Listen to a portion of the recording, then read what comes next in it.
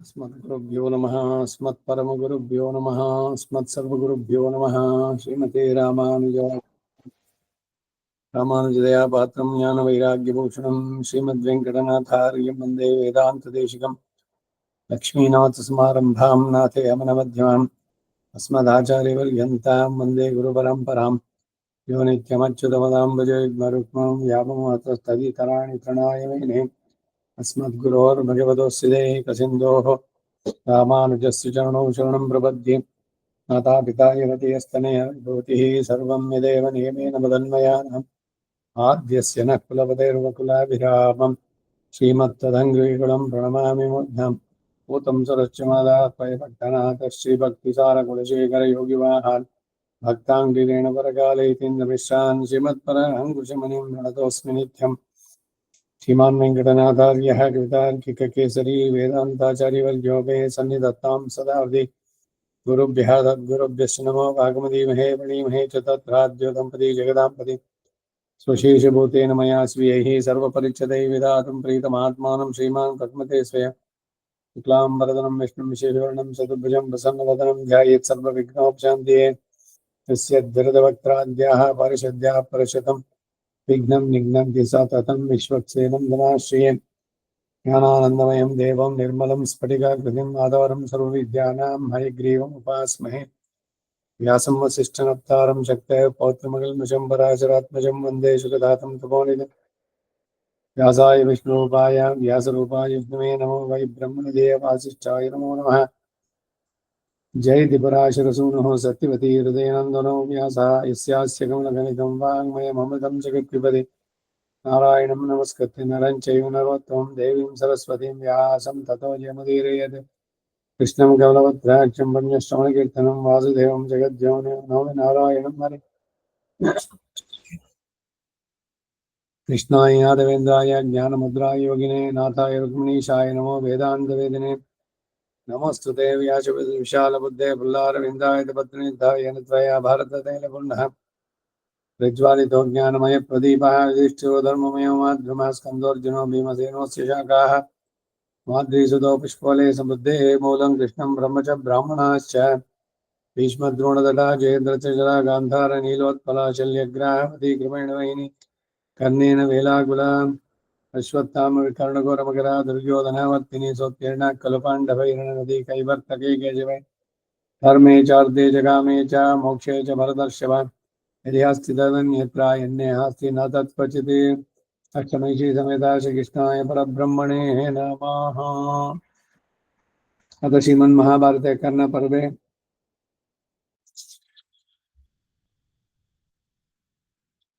चतुष्षष्टि अध्यायः 64 ಯುದ್ಧ ಮುಂದುವರೆದಿದೆ. ಧೃತರಾಷ್ಟ್ರ 7, ಆಮೇಲೆ ಪಾಂಡವ ಪಾಂಚಾಲ ಸಂಜಯ ಯೋಧರೆಲ್ಲ ರಥ ಗಜ ತುರಗ ಸೈನ್ಯಗಳೊಡಗೂಡಿ ತಮಗೆ ಸೇನಾಪತಿಯಾದ ಧೃಷ್ಟದ್ಯುಮ್ನನ್ನು ರಕ್ಷಿಸೋದಕ್ಕಾಗಿ ನಿನ್ನ ಮಗನ ದುಶ್ಯಾಸನನ್ನು ಎದುರಿಸಿ ತಡೆದರು. ಆಮೇಲೆ ಇನ್ನಿನ್ನವರಿಗೆ ಶತ್ರುಗಳಿಗೂ ಭಯಂಕರ ಯುದ್ಧ ನಡೀತು.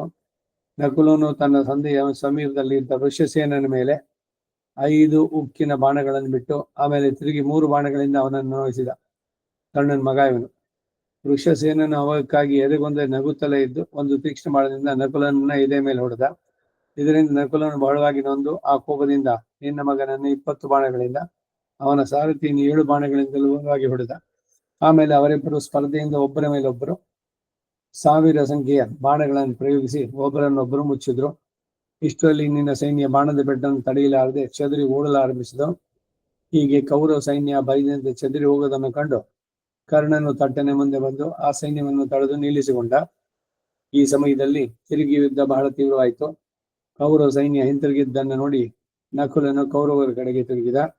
ಆಗ ವೃಷಸೇನ ನಕುಲನನ್ನು ಬಿಟ್ಟು ಕರ್ಣನಿಗೆ ಚಕ್ರ ರಕ್ಷಕನಾಗಿ ನಿಂತ. ಮತ್ತೊಂದು ಕಡೆ ಉಲೂಕನನ್ನ ಸಹದೇವನು ಬಾಣಗಳಿಂದ ತಡೆದು ನಿಲ್ಲಿಸಿ ಅವನ 4 ಕುದುರೆಗಳನ್ನು ಸಾರಥಿಯನ್ನು ಕೊಂದ. ಆಗ ಉಲೂಕ ರಥದಿಂದ ದುಮ್ಮೆತ್ತಿ ತ್ರಿಗರ್ತ ಸೈನ್ಯ ಇದ್ದಲ್ಲಿಗೆ ಹೋಗಿ ಸೇರಿದ. ಮತ್ತೊಂದು ಕಡೆ ಸಾತ್ವಿಗೆ ಶಕುನಿಯನ್ನು 20 ಬಾಣಗಳಿಂದ ಹೊಡೆದು ಒಂದು ಬಲದಿಂದ ಅವನ ಧ್ವಜವನ್ನು ಕತ್ತರಿಸಿ ಕೆಡವಿದ. ಶಕುನಿ ಕೂಡ ಕೋಪದಿಂದ ಸಾತ್ವಿಕ ಕವಚವನ್ನು ಭೇದಿಸಿ ಅವನ ಸುವರ್ಣ ಧ್ವಜವನ್ನು ಮುರಿದ. ಸಾತ್ವಿಗೆ ತಿರುಗಿ ಅವನನ್ನು ತೀಕ್ಷ್ಣ ಬಾಣಗಳಿಂದ ಹೊಡೆದ. ಅವನು ಸಾರಥಿಯನ್ನು 3 ಬಾಣಗಳಿಂದ ಕೊಂದು ಅವನ ರಥ ಅಶ್ವಗಳನ್ನ ಯಮಪುರಿಗೆ ಕಳುಹಿಸಿದ. ಆಗ ಶಕುನಿ ತನ್ನ ರಥದಿಂದ ಹಿಡಿದು ಉಲೂಕನ ರಥವನ್ನೇರಿ ಕುಳಿತ. ಒಡನೆ ಉಲೂಕ ಅವನನ್ನು ಸಾತಿಗೆ ಪ್ರಹಾರಕ್ಕೆ ಸಿಕ್ಕದಂತೆ ಬೇರೆ ಕಡೆಗೆ ಸಾಗಿಸಿದ. ಇತ್ತಲಾಗಿ ಸಾತಿಗೆಯು ಜಯೋತ್ಸಾಹದಿಂದ ತನ್ನ ಸೈನ್ಯವನ್ನು ಚದುರಿಸ್ತಾ ಬರಲು ಕೌರ ಸೈನ್ಯವೆಲ್ಲ ಅಲ್ಲಲ್ಲಿ ಕದಲು ಹೋಯಿತು. ಸಾತಿ ಗಮನಗಳಿಂದ ನಿನ್ನ ಸೈನ್ಯ ಬಹಳವಾಗಿ ನೊಂದು 10 ದಿಕ್ಕುಗಳಿಗೂ ಓಡುತ್ತಾ ಜೀವಚ್ಛಾದಂತೆ ಅಲ್ಲಲ್ಲಿ ಬಿತ್ತು. ನಿನ್ನ ಮಗನ ಮತ್ತೊಂದು ಕಡೆಯಲ್ಲಿ ಭೀಮನನ್ನು ಎದುರಿಸಿ ನಿಂತ. ಒಂದು ಮುಹೂರ್ತ ಕಾಲದೊಳಗೆ ಭೀಮ ಅವನ ರಥದ ಅಶ್ವ ಸಾರಥಿ ಧ್ವಜಗಳನ್ನೆಲ್ಲ ಧ್ವಂಸ ಮಾಡಿದ. ಭೀಮನ ಸಾಹಸಕ್ಕೆ ಎಲ್ಲರೂ ಸಂತೋಷ ಪಟ್ಟರು. ಆಗ ನಿನ್ನ ಮಗನು ಭೀಮನು ಪ್ರಹಾರಕ್ಕೆ ಭಯಪಟ್ಟು ಹಿಂತಿರುಗಿದ್ರು. ಆಗ ಕೌರ ಸೈನ್ಯ ಎಲ್ಲ ಒಟ್ಟಾಗಿ ಸೇರಿ ಭೀಮನಿಗೆ ಎದುರಾಗಿ ಬಂದರು. ಭೀಮನನ್ನು ಕೊಂದೇ ಬಿಡಬೇಕು ಎಂಬ ಆತರದಿಂದ ಹೋದ ಆ ಸೈನ್ಯದ ಗದ್ದಲ ಮಾತ್ರ ಬಹಳವಾಗಿತ್ತು. ಮತ್ತೊಂದು ಕಡೆಯಲ್ಲಿ ದುಧಾಮನ್ಯು ಕೃಪನನ್ನ ಬಾಣಗಳಿಂದ ಹೊಡೆದು ಅವನ ಕೈಯಲ್ಲಿ ಇದ್ದ ಬಿಲ್ಲನ್ನು ಕತ್ತರಿಸಿದ. ಉಡನೆ ಕೃಪ ಬೇರೊಂದು ಬಿಲ್ಲನ್ನೆತ್ತಿ ಅದರಿಂದ ಯುಧಾಮನ್ಯುವಿನ ಬಿಲ್ಲು ಧ್ವಜ ಛತ್ರ ಇವನ್ನೆಲ್ಲ ಒಂದೇ ಸಲಕ್ಕೆ ಮರೆದು ಸಾರಥಿಯನ್ನು ಕೊಂದ. ಒಡೆಯ ಯುಧಾಮನ್ಯುವು ರಣರಂಗದಿಂದ ಹೊರಟು ಹೋದ. ಮತ್ತೊಂದು ಕಡೆ ಉತ್ತಮ ಓಜಸ್ಸು ಕೃತವರ್ಮನನ್ನು ಎದುರಿಸಿ ಮೇಘವು ಬೆಟ್ಟದ ಮೇಲೆ ಮಳೆಯನ್ನು ಕರೆಯುವಂತೆ ಅವನ ಮೇಲೆ ಬಾಣಗಳನ್ನು ಬಿಟ್ಟು ಅವನನ್ನು ಮರೆಸಿದ. ಅವರಿಬ್ಬರ ಯುದ್ಧವು ಅತಿ ಭಯಂಕರವಾಯಿತು. ಅಂತಹ ಯುದ್ಧವನ್ನು ನಾನು ಹಿಂದೆ ಯಾವಾಗಲೂ ನೋಡಿರಲಿಲ್ಲ. ಇಷ್ಟರಲ್ಲಿ ಕೃತವರ್ಮನು ಉತ್ತಮೌಜಸ್ಸಿನ ಎದೆಗೆ ಗುರಿ ಇಟ್ಟು ಬಾಣವನ್ನು ಹೊಡೆಯಲು ಅದರಿಂದ ಉತ್ತಮೌಜಸ್ಸು ಬಹಳವಾಗಿ ನೊಂದು ಮೂರ್ಛಿತನಾದ. ರಥದಲ್ಲೇ ಮಲಗಿದ. ಒಡನೆ ಸಾರಥಿ ಅವನನ್ನ ಬೇರೆ ಕಡೆಗೆ ಸಾಗಿಸಿದ. ಆಮೇಲೆ ಕೃತವರ್ಮ ಪಾಂಡವ ಸೈನ್ಯವನ್ನು ಎದುರಿಸಿ ಬಂದ. ಇಷ್ಟರಲ್ಲಿ ದುಶ್ಯಾಸನ ಶಕುನಿಗಳಿಬ್ಬರು ತಿರುಗಿ ದೊಡ್ಡ ಗಜ ಸೈನ್ಯದೊಡನೆ ಬಂದು ಭೀಮನನ್ನ ಬಾಣಗಳಿಂದ ಹೊಡೆದು ಎದುರಿಸಿ ನಿಂತರು. ಆಗ ಭೀಮನು 100 ಬಾಣಗಳಿಂದ ದುರ್ಯೋಧನನ್ನ ಇತರ ಪ್ರಮುಖರನ್ನು ಓಡಿಸಿ ಆಮೇಲೆ ಆ ಗಜ ಸೈನ್ಯವನ್ನು ಅಟ್ಟುವುದಕ್ಕಾಗಿ ದಿವ್ಯಾಸ್ತ್ರವನ್ನು ಪ್ರಯೋಗಿಸಿದ. ಅಲ್ಲದೆ ಅಲ್ಲಲ್ಲಿ ಸಿಕ್ಕಿದ ಆನೆಗಳನ್ನೇ ಕೈಯಿಂದೆತ್ತಿ ಇಂದ್ರನ ವಜ್ರಾಯುಧದಿಂದ ದೈತ್ಯರನ್ನು ಹೇಗೋ ಹಾಗೆ ಆನೆ ಸೈನ್ಯವನ್ನು ಬಡಿದುಕೊಳ್ತಾ ಇದ್ದ. ಈ ಆನೆಗಳನ್ನು ಕೊಲ್ಲುವಾಗ ಭೀಮನು ಬಾಣಗಳು ಪತಂಗಗಳಂತೆ ಆಕಾಶವನ್ನೆಲ್ಲ ತುಂಬಿದವು. ಗಾಳಿಯು ಮೇಘವನ್ನು ಹೇಗೋ ಹಾಗೆ ಭೀಮನು ಸಾವಿರಾರು ಆನೆಗಳ ಹಿಂಡನ್ನ ಚದುರಿಸಿಬಿಟ್ಟ. ಸುವರ್ಣದ ಮತ್ತು ರತ್ನದ ಜಾಲರಿಗಳಿಂದ ಅಲಂಕೃತಗಳಾದಂತಹ ಆನೆಗಳೆಲ್ಲ ಅಲ್ಲಿ ಮಿಂಚಿನಿಂದ ಕೂಡಿದ ಮೇಘಗಳಂತೆ ಪ್ರಕಾಶಿಸ್ತಾ ಇದ್ವು. ಇಂತಹ ಅನೇಕ ಗಜಗಳು ಭೀಮನ ಕೊಲೆಗೀಡಾಗಿ ಸತ್ತು ಬಿದ್ದವು. ಕೆಲವು ತಪ್ಪಿಸಿಕೊಂಡು ಓಡಿದವು, ಕೆಲವು ಎದೆ ಹರಿದು ಬದ್ಬಿಟ್ಟು. ಹೀಗೆ ಬಿದ್ದು ಬೀಳುತ್ತಲೂ ಇದ್ದ ಆನೆಗಳಿಂದ ಆ ರಣಭೂಮಿ ಅಲ್ಲಲ್ಲಿ ಪರ್ವತ ಶಕಲಗಳನ್ನು ಹರಡಿದಂತೆ ಕಾಣ್ತಾ ಇತ್ತು. ಮಣಿ ಸುವರ್ಣ ಅಲಂಕೃತವಾಗಿ ಅಲ್ಲಲ್ಲಿ ಸತ್ತು ಬಿದ್ದ ಗಜ ಇರುವುದರಿಂದ ಆ ಭೂಮಿಯ ಪುಣ್ಯಕ್ಷಯದಿಂದ ಕೆಳಗೆ ಬಿದ್ದ ಗ್ರಹಗಳಿಂದ ತುಂಬಿದಂತೆ ಕಾಣಿಸ್ತು. ಅಲ್ಲಲ್ಲಿ ಭೀಮನ ಬಾಣಗಳಿಂದ ಗಂಡಸ್ಥಳವು ಭೇದಿಸಿ ಕುಂಭಸ್ಥಳ ಸೀಳಿ ಸೊಂಡಿಲು ತರಿದಂತಹ ಆನೆಗಳು 100 ಸಂಖ್ಯೆಯಿಂದ. ಕೆಲವು ಆನೆಗಳು ಬಾಯಿಂದ ರಕ್ತವನ್ನು ಕಾರುತ್ತಾ ಮೈಯೆಲ್ಲ ಬಾಣದ ಗಾಯಗಳಿಂದ ರಕ್ತ ಸುರಿಯುತ್ತಾ ಇರಲು ಗೈರಿಕ ಧಾತುಗಳಿಂದ ಚಿತ್ರಿತವಾದ ಜಂಗಮ ಪರಗಳಂತೆ ಕಾಣ್ತಾ ಇತ್ತು. ಬಿಲ್ಲನ್ನ ಒದರುತ್ತಿದ್ದ ಭೀಮನ 2 ತೋಳುಗಳು ದರ್ಪಗಳ ದೇಹದಂತೆ ಚಂದ್ರಾನು ಲೇಪಗಳಿಂದ ಶೋಭಿಸ್ತಾ ಇದ್ದ. ಸಿಡಿಲಿನಂತಿರುವ ಧನುಷ್ಠಂಕಾರ ಧ್ವನಿಯನ್ನು ಕೇಳಿ ಹಲವು ಆನೆಗಳು ಭಯದಿಂದ ಮನೋಮೂತ್ರಗಳನ್ನು ಸುರಿಸುತ್ತಾ ಓಡಿದ್ವು. ಆಗ ಭೀಮನು ಅಸಹಾಯವಾಗಿ ತಾನೊಬ್ಬನೇ ನಿಂತು ನಡೆಸಿದ ಕಾರ್ಯಗಳು ಸರ್ವಭೂತ ನಾಶಕ್ಕಾಗಿ ಹೊರಟ ಕಾಲರುದ್ದನ್ನು ಹಾರಬಡದಂತೆ ಕಾಣಿಸ್ತಾ ಇತ್ತು.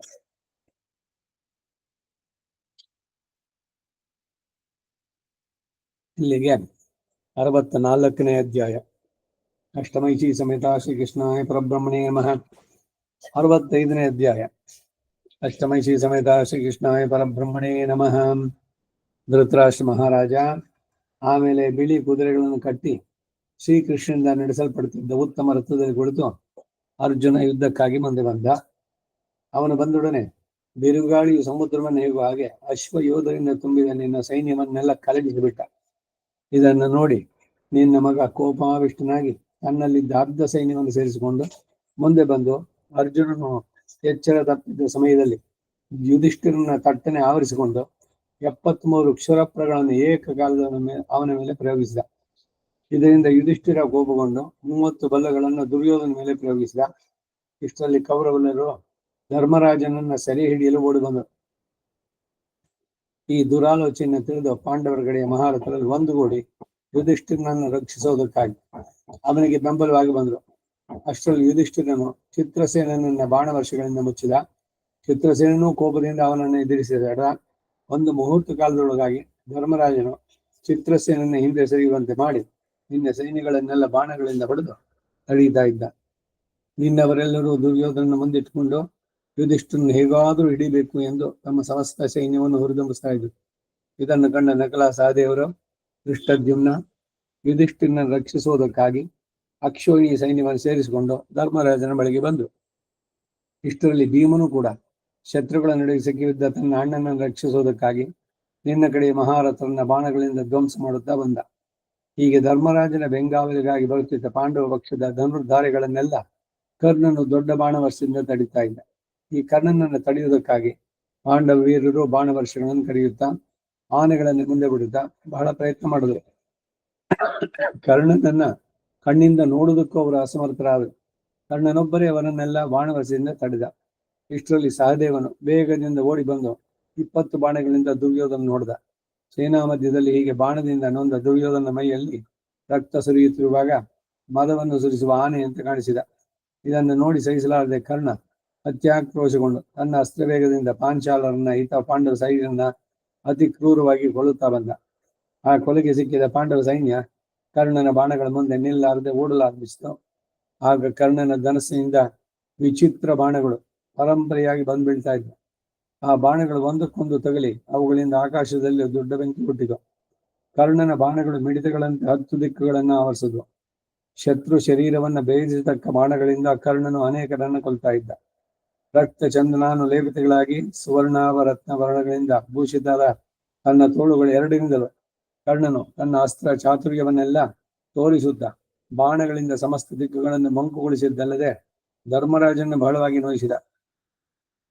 ಧರ್ಮರಾಜನೂ ಕೋಪಗೊಂಡು 50 ತೀವ್ರ ಬಾಣಗಳಿಂದ ಕರ್ಣನನ್ನು ಹೊಡೆದ.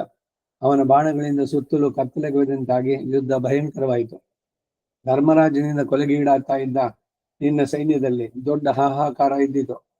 ವಿವಿಧ ಬಾಣಗಳು, ನಾನಾ ತರದ ಬಲ್ಲಗಳು, ಶಕ್ತಿಗಳು, ವೃಷ್ಟಿಗಳು, ಮುಸಲಗಳು ಈ ಮೊದಲಾದ ಆಯುಧಗಳು ಲೆಕ್ಕವಿಲ್ಲದಷ್ಟು ಬಂದು ನಿನ್ನ ಸೈನ್ಯವನ್ನು ಕೊಲ್ತಾ ಇದ್ವು. ರಾಜೇಂದ್ರ, ಅಷ್ಟೇಕೆ ಆ ಧರ್ಮರಾಜನು ಕೋಪಗೊಂಡ ದೃಷ್ಟಿಯಿಂದ ನಮ್ಮ ಸೈನ್ಯದಲ್ಲಿ ಯಾವ ಯಾವ ಕಡೆ ನೋಡ್ತಿದ್ನೋ ಅಲ್ಲಲ್ಲಿ ನಿನ್ನವರು ಅವನ ಕ್ರೂರ ದೃಷ್ಟಿಯಿಂದಲೇ ದಗ್ಧರಾಗಿ ಬೀಳ್ತಾ ಇದ್ರು. ಇದನ್ನೆಲ್ಲ ನೋಡಿ ಜಯಿಸಲಾರದೆ ಕರ್ಣನು ನಾರಾಚ, ವತ್ಸದಂತ, ಅರ್ಧಚಂದ್ರಾದಿ ಬಾಣಗಳಿಂದ ಧರ್ಮರಾಜನನ್ನ ಹೊಡೆಯುತ್ತಾ ಎದುರಿಸುವುದ. ಧರ್ಮರಾಜನು ಬಾಣಗಳಿಂದ ಪ್ರತಿ ಉತ್ತರ ನೀಡಿದ. ಅದಕ್ಕೆ ಕರ್ಣನ ನುಡಿತಾ ಇದ್ದ. ಕರ್ಣ ಅವನನ್ನು ಲಕ್ಷ್ಯ ಮಾಡಿದೆ. ನಗುತ್ತಿರುವ ಹಾಗೆ ಚೆನ್ನಾಗಿ ದೀಡಿ ಹರಿತವಾದ ಬಾಣಗಳಿಂದ ಧರ್ಮರಾಜನ ಏರಿಗೆ ಗುರಿ ಇಟ್ಟು ಹೊಡೆದ. ಇದರಿಂದ ಬಹಳವಾಗಿ ನೊಂದ ಯುಧಿಷ್ಠಿರ ಹಾಗೆಯೇ ರಥವನ್ನೊರಗಿ ಕುಳಿತು ತನ್ನ ಸಾರಥಿಯನ್ನು ಕುರಿತು ರಥವನ್ನು ಹಿಂದಿರುಗಿಸಿ ಬಿಡುವಿಂದ. ಇದನ್ನು ನೋಡುತ್ತಿದ್ದ ನಿನ್ನವರೆಲ್ಲ ಜಯೋತ್ಸಾಹದಿಂದ ಹಿಡಿಯಿರಿ ಹಿಡಿಯಿರಿ ಬಿಡಬೇಡಿ ಎಂದು ಧರ್ಮರಾಜನ ರಥವನ್ನ ಹಿಡಿಯಲು ನಾನಾ ಕಡೆಯಿಂದ ಓಡಬಂದರು. ಆದರೆ ಇಷ್ಟರಲ್ಲಿ 1700 ಮಂದಿ ಕೇಕಯ್ಯರು, ಪಾಂಚಾಲರು ಶಸ್ತ್ರಪಾಣಿಗಳಾಗಿ ಒಟ್ಟುಗೂಡಿ ಬಂದು ನಿನ್ನವ ಬಿಟ್ರು. ಇಷ್ಟರಲ್ಲಿಯೇ ಭೀಮ, ದುರ್ಯೋಧನ ಇಬ್ಬರು ಕೂಡ ಅವರಲ್ಲಿ ಪ್ರಬಲವಾದ ಯುದ್ಧ ಆರಂಭ ಆಯಿತು. ಭೀಮ ದುರ್ಯೋಧನರಲ್ಲಿ. ಇಲ್ಲಿಗೆ 65ನೇ ಅಧ್ಯಾಯ. ಅಷ್ಟಮೈಷಿ ಸಮೇತ ಶ್ರೀಕೃಷ್ಣಾಯ ಪರಬ್ರಹ್ಮಣೇ ನಮಃ. 66ನೇ ಅಧ್ಯಾಯ. ಕರ್ಣನ ಬಾಣದಿಂದ ನೊಂದ ಯುಧಿಷ್ಠಿರ ವಿಶ್ರಾಂತಿಗಾಗಿ ತನ್ನ ಶಿಬಿರಕ್ಕೆ ಹೋದದ್ದು. ಹೇ ಮಹಾರಾಜ ಧೃತರಾಷ್ಟ್ರ, ಆಗ ಕರ್ಣನು ಸೇನೆಯ ಮುಂಭಾಗದಲ್ಲಿದ್ದು ಧನುರ್ಧಾರಿಗಳಾಗಿದ್ದ ಮಹಾರಥರಾದ ಕೈಕರನ್ನೆಲ್ಲ ಹೊಡೆದೋಡಿಸ್ತಾ ಇದ್ದ. ಅವರೆಲ್ಲರೂ ಕರ್ಣನನ್ನು ಅಡಗಿಸುವುದಕ್ಕಾಗಿ ಎಷ್ಟೋ ಪ್ರಯತ್ನ ಪಟ್ಟರು. ಕರ್ಣನು ಅವರಲ್ಲಿ 100 ಮಂದಿ ರಥಿಕರನ್ನ ಕೊಂದು ತೀರಿಸಿದ. ಕರ್ಣನ ಬಾಣ ಪ್ರಹಾರಕ್ಕೆ ತಡೆಯಲಾರದೆ ಅವರೆಲ್ಲರೂ ಭೀಮನ ಬಳಿಗೆ ಬಂದರು. ಕರ್ಣನು ಹೀಗೆ ಅನೇಕ ರಥ ಸೈನ್ಯಗಳನ್ನು ಚದುರಿಸಿ ತನ್ನ ಒಂದೇ ರಥದಿಂದ ಯುಧಿಷ್ಠಿರನನ್ನ ಬೆನ್ನಟ್ಟಿ ಹಿಡಿಯಲು ಹೋದ. ಆಗ ಯುಧಿಷ್ಠಿರನಾದರೂ ಬಾಣಗಳಿಂದ ಬಹಳವಾಗಿ ನೊಂದು ಪ್ರಜ್ಞೆ ಇಲ್ಲದವಂತೆ ನಕುಲ ಸಹದೇವರ ನಡುವೆ ಅವರಿಂದ ಉಪಚರಿಸಲ್ಪಡುತ್ತಾ ಮೆಲ್ಲಗೆ ಶಿಬಿರದ ಕಡೆಗೆ ಸಾಗ್ತಾ ಇದ್ದ. ಆ ಸ್ಥಿತಿಯಲ್ಲೂ ಕರ್ಣನು ಅವನನ್ನು ಬಿಡದೆ ಬೆನ್ನಟ್ಟಿ ದುರ್ಯೋಧನ ಪ್ರೀತಿಗಾಗಿ ಅವನನ್ನು ಹಿಡಿದೇ ತಿರಬೇಕೆಂದು 3 ಬಾಣಗಳಿಂದ ಯುಧಿಷ್ಠಿರನನ್ನು ಹೊಡೆದ. ಒಡನೆ ಯುಧಿಷ್ಠಿರ ಕೋಪದಿಂದಿದ್ದು ಕರ್ಣನ ಎದೆಗೆ 3 ಬಾಣಗಳನ್ನು ಹೊಡೆದ. ಬೇರೆ 4 ಬಾಣಗಳಿಂದ ಅವನ 4 ಕುದುರೆಗಳನ್ನು ಕೊಂದ. 3 ಬಾಣಗಳಿಂದ ಅವನ ಸಾರಥಿಯನ್ನು ರಥದಿಂದ ಕೆಡಹಿದ. ಆಗ ಧರ್ಮರಾಜನಿಗೆ ಚಕ್ರ ರಕ್ಷಕರಾಗಿದ್ದ ನಕುಲ ಸಹದೇವರು ಧರ್ಮರಾಜನ ಅಪಾಯವನ್ನು ತಪ್ಪಿಸಬೇಕು ಎಂದು ಕರ್ಣನ ಮೇಲೆ ಬಾಣ ವರ್ಷ ಮಾಡಿದ್ರು. ಕರ್ಣನು ಕೂಡ ಅವರಿಬ್ಬರನ್ನ ತೀಕ್ಷ್ಣ ಧಾರೆಗಳಿಂದ ಬಾಣಗಳಿಂದ ಹೊಡೆದದ್ದಲ್ಲದೆ ದಂತದಂತೆ ಬಿಡುಪಾದ ಮೈಯಿಂದ ಕಪ್ಪಾದ ಬಾಲದಿಂದ ಕೂಡಿದ ಯುಧಿಷ್ಠಿರನ 4 ಕುದುರೆಗಳನ್ನು ಕೊಂದ. ಮತ್ತೊಂದು ಬಲ್ಲಾಯುಧದಿಂದ ಯುಧಿಷ್ಠಿರನ ಶಿರಸ್ನಾಳಗಳನ್ನು ಕೆಳಕ್ಕೆ ಕಡೆಯಿದ. ನಕುಲ ಕುದುರೆಗಳನ್ನು ಕೊಂದು ನಕುಲನ ಕುದುರೆ ಅವನ ಕೈಯಲ್ಲಿದ್ದ ಬೆಲ್ಲನ್ನು ತುಂಡು ಮಾಡಿದ. ಹೀಗೆ ಯುಧಿಷ್ಠಿರನ ಮತ್ತು ನಕುಲನ ರಥಾಶ್ವಗಳು ಸತ್ತ ಮೇಲೆ ಅವರಿಬ್ಬರು ಸಹದೇವನ ರಥವನ್ನೇರಿ ಕುಳಿತರು. ಹೀಗೆ ಆ ಸಹೋದರರಿಬ್ಬರು ವೀರತರಾದದ್ದನ್ನು ನೋಡಿ ಶಲ್ಯ ಕನಿಕರಗೊಂಡು ಕರ್ಣನನ್ನು ಕುರಿತು ಹೀಗೆಂದು ಹೇಳ್ತಾನೆ. ಕರ್ಣ, ಇದೇನು ನಿನ್ನ ಪ್ರಯತ್ನ? ಈಗ ನೀನು ಮುಖ್ಯವಾಗಿ ಅರ್ಜುನನ್ ಕಂಡುಹಿಡಬೇಕು. ಈ ಧರ್ಮರಾಜನನ್ನು ಇಷ್ಟು ಪ್ರಯತ್ನ ಪಟ್ಟು ನೀನು ಯುದ್ಧ ಮಾಡೋದಕ್ಕೆ ಇವನಾದರೂ ಈಗ ಶಸ್ತ್ರಾಸ್ತ್ರಗಳನ್ನ ಕಳೆದುಕೊಂಡಿದ್ದಾನೆ. ಅವನಿಗೆ ರಥವೂ ಹೋಯ್ತು, ಬಿಲ್ಲು ಹೋಯ್ತು, ಬತ್ತಳಿಗೆಯೂ ಹೋಯ್ತು, ಅವನ ಕವಚವೂ ಹರಿಯಿತು, ಬಾಣಗಳ ಮೇಲೆಲ್ಲ ನಾಟಿದೆ. ಇಂಥವನ ಮೇಲೆ ನೀನು ಕೈ ಮಾಡೋದ್ರಿಂದ ಜನರಿಗೆ ಹಾಸ್ಯಾಸ್ಪದನಾಗುವೆ ಎಂದ. ಆದ್ರೇನು ಶಲ್ಯನ ಮಾತುಗಳನ್ನು ಲಕ್ಷ್ಯ ಮಾಡಿದ ಕರ್ಣ ಆ ಮೂವರ ಮೇಲೆಯೂ ಬಾಣಗಳನ್ನು ಬಿಡುತ್ತಲೇ ಇದ್ದ. ಇದನ್ನು ನೋಡಿ ನಗುತ್ತಾ ಶಲ್ಯನು ರಥದಲ್ಲಿ ಯುದ್ಧಾತುರನಾಗಿ ಕುಳಿತಿದ್ದ ಕರ್ಣನನ್ನು ನೋಡಿ ನಗುತ್ತಾ, ಹೇ ಅಂಗರಾಜ, ಈ ಧರ್ಮರಾಜನ ಕೊಲ್ಲುವ ಪ್ರಯತ್ನ ಸಾಕು. ಕೌರವ ರಾಜನು ಯಾವ ಆಶೋತ್ತರವನ್ನು ಇಟ್ಟುಕೊಂಡು ನೀನನ್ನು ಗೌರವಿಸ್ತಾ ಇದ್ನೋ ಆ ಕಾರ್ಯವನ್ನು ನೀನು ಮಾಡು. ಅರ್ಜುನನನ್ನ ನೀನು ಮೊದಲು ವಧಿಸು. ಈ ಯುಧಿಷ್ಠಿರನ ಕೊಲ್ಲುವುದರಿಂದ ಏನು? ಇವನನ್ನು ಕೊಂದರೂ ಅರ್ಜುನನು ನಮ್ಮನ್ನೆಲ್ಲ ತೀರಿಸದೆ ಬಿಡನು. ಅರ್ಜುನನ್ನು ಕೊಂದಾಗಲೇ ದುರ್ಯೋಧನಿಗೆ ಜಯ ನಿಶ್ಚಯ. ಅದೋ ಅಲ್ಲಿ ಶತ್ರು ಸೈನ್ಯಕ್ಕೆಲ್ಲ ಸಾರಭೂತವಾದ ಅರ್ಜುನನ ವಾನರ ಧ್ವಜ ಕಾಣಿಸ್ತಾ ಇದೆ. ಸೂರ್ಯನಂತೆ ಜ್ವಲಿಸುವ ಆ ಧ್ವಜವನ್ನು ಎದುರಿಸುವ. ಅದೋ ಕೃಷ್ಣಾರ್ಜುನರ ಶಂಕರ್ ಧ್ವನಿಗಳು ಮಳೆಗಾಲದ ಗುಡುಗಿನಂತೆ ಮೊಳಗ್ತಾ ಇರೋದು ಕೇಳ್ತಾ ಇಲ್ವೇ? ಅದು ಅರ್ಜುನನ ಗಾಂಡೀವ ಘೋಷ ಕೇಳಿಸ್ತಾ ಇದೆ.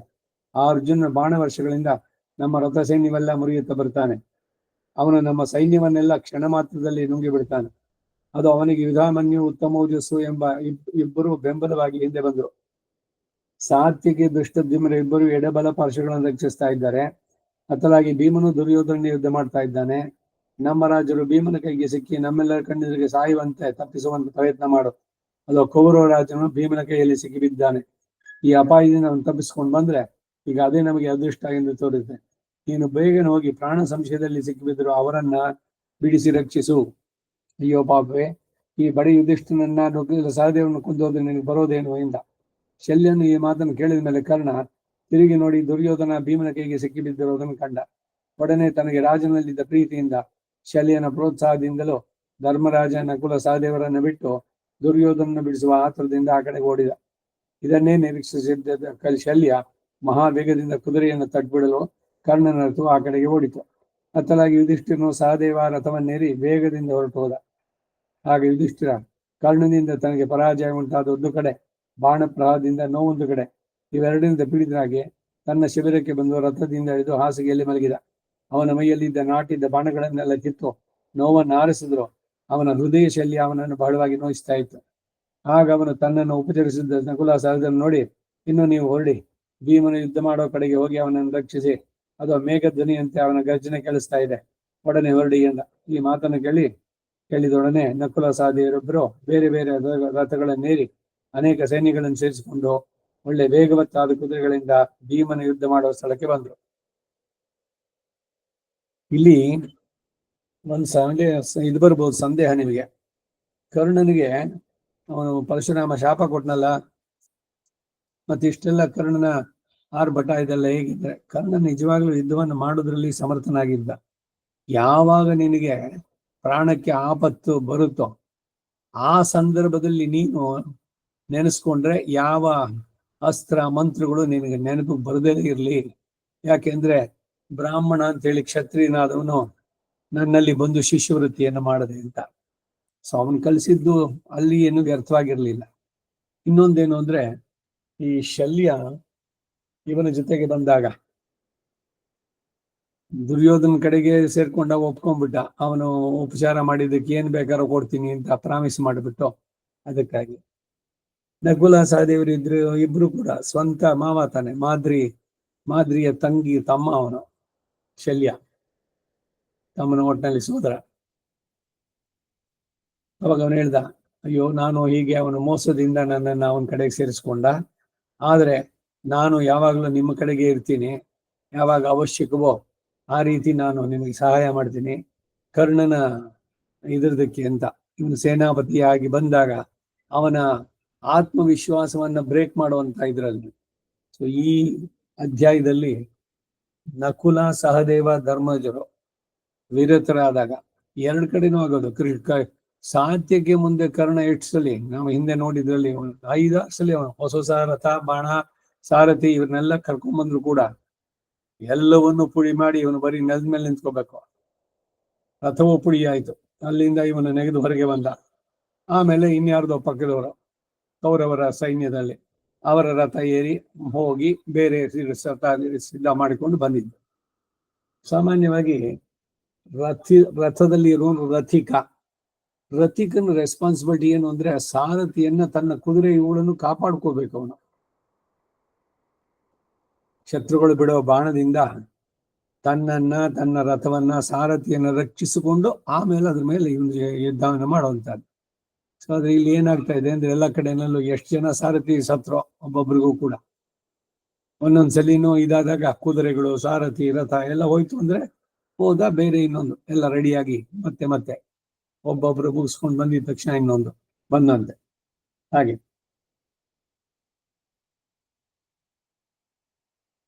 ನಕುಲ ಸಹದೇವರಿಬ್ಬರನ್ನ ಅರ್ಜುನ ಧರ್ಮರಾಜ ಹೋಗಿ ಭೀಮನನ್ನ ಅವನ ಸಹಾಯಕ್ಕೆ ನಿಂತ್ಕೊಳ್ಳಿ, ಅವನೊಬ್ನೇ ಇದ್ದಾನೆ ಅನ್ಸುತ್ತೆ ಅಂತ ಅಂದ್ಬಿಟ್ಟು ಕಳಿಸ್ಕೊಟ್ಟ. ಅಲ್ಲಿಗೆ 66ನೇ ಅಧ್ಯಾಯ. ಅಷ್ಟಮೈಷಿ ಸಮೇತ ಶ್ರೀಕೃಷ್ಣಾಯ ಪರಬ್ರಹ್ಮಣೇ ನಮಃ. 67ನೇ ಅಧ್ಯಾಯ. ಅರ್ಜುನನಿಂದ ಅಶ್ವತ್ಥಾಮನಿಗಾದ ಪರಾಜಯವನ್ನ ನೋಡಿ ಕರ್ಣ ಭಾರ್ಗವ ಅಸ್ತ್ರದಿಂದ ಪಾಂಡವ ಸೈನ್ಯವನ್ನ ಚದುರಿಸಿದ್ದು. ಅಷ್ಟಮೈಷಿ ಸಮೇತ ಶ್ರೀಕೃಷ್ಣಾಯ ಪರಬ್ರಹ್ಮಣೇ ನಮಃ. ಹೇ ರಾಜೇಂದ್ರ, ಧೃತರಾಷ್ಟ್ರ, ಆಗ ಅಶ್ವತ್ಥಾಮನು ದೊಡ್ಡ ರಥ ಸೈನ್ಯದಿಂದ ಪರಿವೃತನಾಗಿ ಅರ್ಜುನ ಇದ್ದ ಕಡೆಗೆ ಮಹಾವೇಗದಿಂದ ಬಂದ. ಅದನ್ನು ಕಂಡೊಡನೆ ಕೃಷ್ಣ ಸಹಾಯವುಳ್ಳ ಅರ್ಜುನನು ಸಮುದ್ರ ವೇಲೆಯು ಪ್ರವಾಹ ವೇಗವನ್ನು ಹೇಗೋ ಹಾಗೆ ಅಶ್ವತ್ಥಾಮನ ವೇಗವನ್ನು ತಡೆದು ನಿಲ್ಲಿಸಿಬಿಟ್ಟ. ಇದರಿಂದ ಕುಪಿತನಾಗಿ ಆ ದ್ರೋಣಪುತ್ರ ಕೃಷ್ಣ ಅರ್ಜುನ ಇಬ್ಬರನ್ನು ಬಾಣ ಸಮೂಹಗಳಿಂದ ಮುಚ್ಚಿದ. ಹೀಗೆ ಕೃಷ್ಣಾರ್ಜುನ ಇಬ್ಬರು ಬಾಣಗಳಲ್ಲಿ ಮರೆಸಿ ಹೋದದ್ದನ್ನು ಕಂಡು ಪಾಂಡವ ಕೌರವರೆಲ್ಲ ಅತ್ಯಾಶ್ಚರ್ಯಗೊಂಡ್ರು. ಕೂಡಲೇ ಅರ್ಜುನ ಒಂದು ದಿವ್ಯಾಸ್ತ್ರವನ್ನು ತೆಗೆದು ಪ್ರಯೋಗಿಸಲು ಅಶ್ವತ್ಥಾಮನ ಪ್ರತ್ಯಸ್ತ್ರದಿಂದ ಅದನ್ನು ತಡೆದ. ಅರ್ಜುನನಾಗಿ ಯುಗದಲ್ಲಿ ಎಂತೆಂಥ ದಿವ್ಯಾಸ್ತ್ರಗಳನ್ನು ಪ್ರಯೋಗಿಸಿದ್ರೋ ಅದೇ ದಿವ್ಯಾಸ್ತ್ರಗಳಿಂದ ಅಶ್ವತ್ಥಾಮ ಅದನ್ನು ತಡೆದು ಬಿಡ್ತಾ ಇದ್ದ. ಹೀಗೆ ಭಯಂಕರವಾದ ಅಸ್ತ್ರ ಯುದ್ಧ ನಡೀತಾ ಇರಬೇಕಾದ್ರೆ ಆ ಬ್ರಾಹ್ಮಣ ಕುಮಾರನು ಬಾಯಿ ತೆಗೆದುಕೊಂಡು ಬರುವ ಕಾಲಾಂತಗಳಂತೆ ನಮ್ಮೆಲ್ಲರ ಕಣಿಕ ಕಾಣಿಸಿದ. ಶಸ್ತ್ರ ಅಸ್ತ್ರ ಇದು ಹಿಂದೆ ಹೇಳಿದೆ ಅನ್ಸುತ್ತೆ ನಾನು. ಶಸ್ತ್ರಗಳು ಅಂದ್ರೆ ಬಾಣ, ಪರಿಗ, ಅರ್ಧನಾರಾಚ, ಕ್ಷೋರಪ್ರ ಇವೆಲ್ಲ ಬೇರೆ ಬೇರೆ ಹೆಸರುಗಳು ಬಂತಲ್ಲ ಅದು. ಆದ್ರೆ ಯಾವುದೇ ಒಂದು ಬಾಣವನ್ನು ತಗೊಂಡು ಇವರು ಆ ಮಂತ್ರವನ್ನ ಅಭಿಮಂತ್ರಿಸಿ ಆಗ್ನೇಯ ಅಸ್ತ್ರ, ವಾರುಣ ಅಸ್ತ್ರ ಅಂತ ಅಂದ್ಬಿಟ್ಟು ಅವುಗಳನ್ನ ಅಭಿಮಂತ್ರಿಸಿ ಬಿಟ್ಟಾಗ ಅದರಿಂದ ಬೆಂಕಿನೋ ನೀರೋ ಗಾಳಿನೋ ಈ ತರದೆಲ್ಲ ಬರುವಂತ ವಾರುಣಾಸ್ತ್ರ, ವಾಯುವ್ಯಾಸ್ತ್ರ.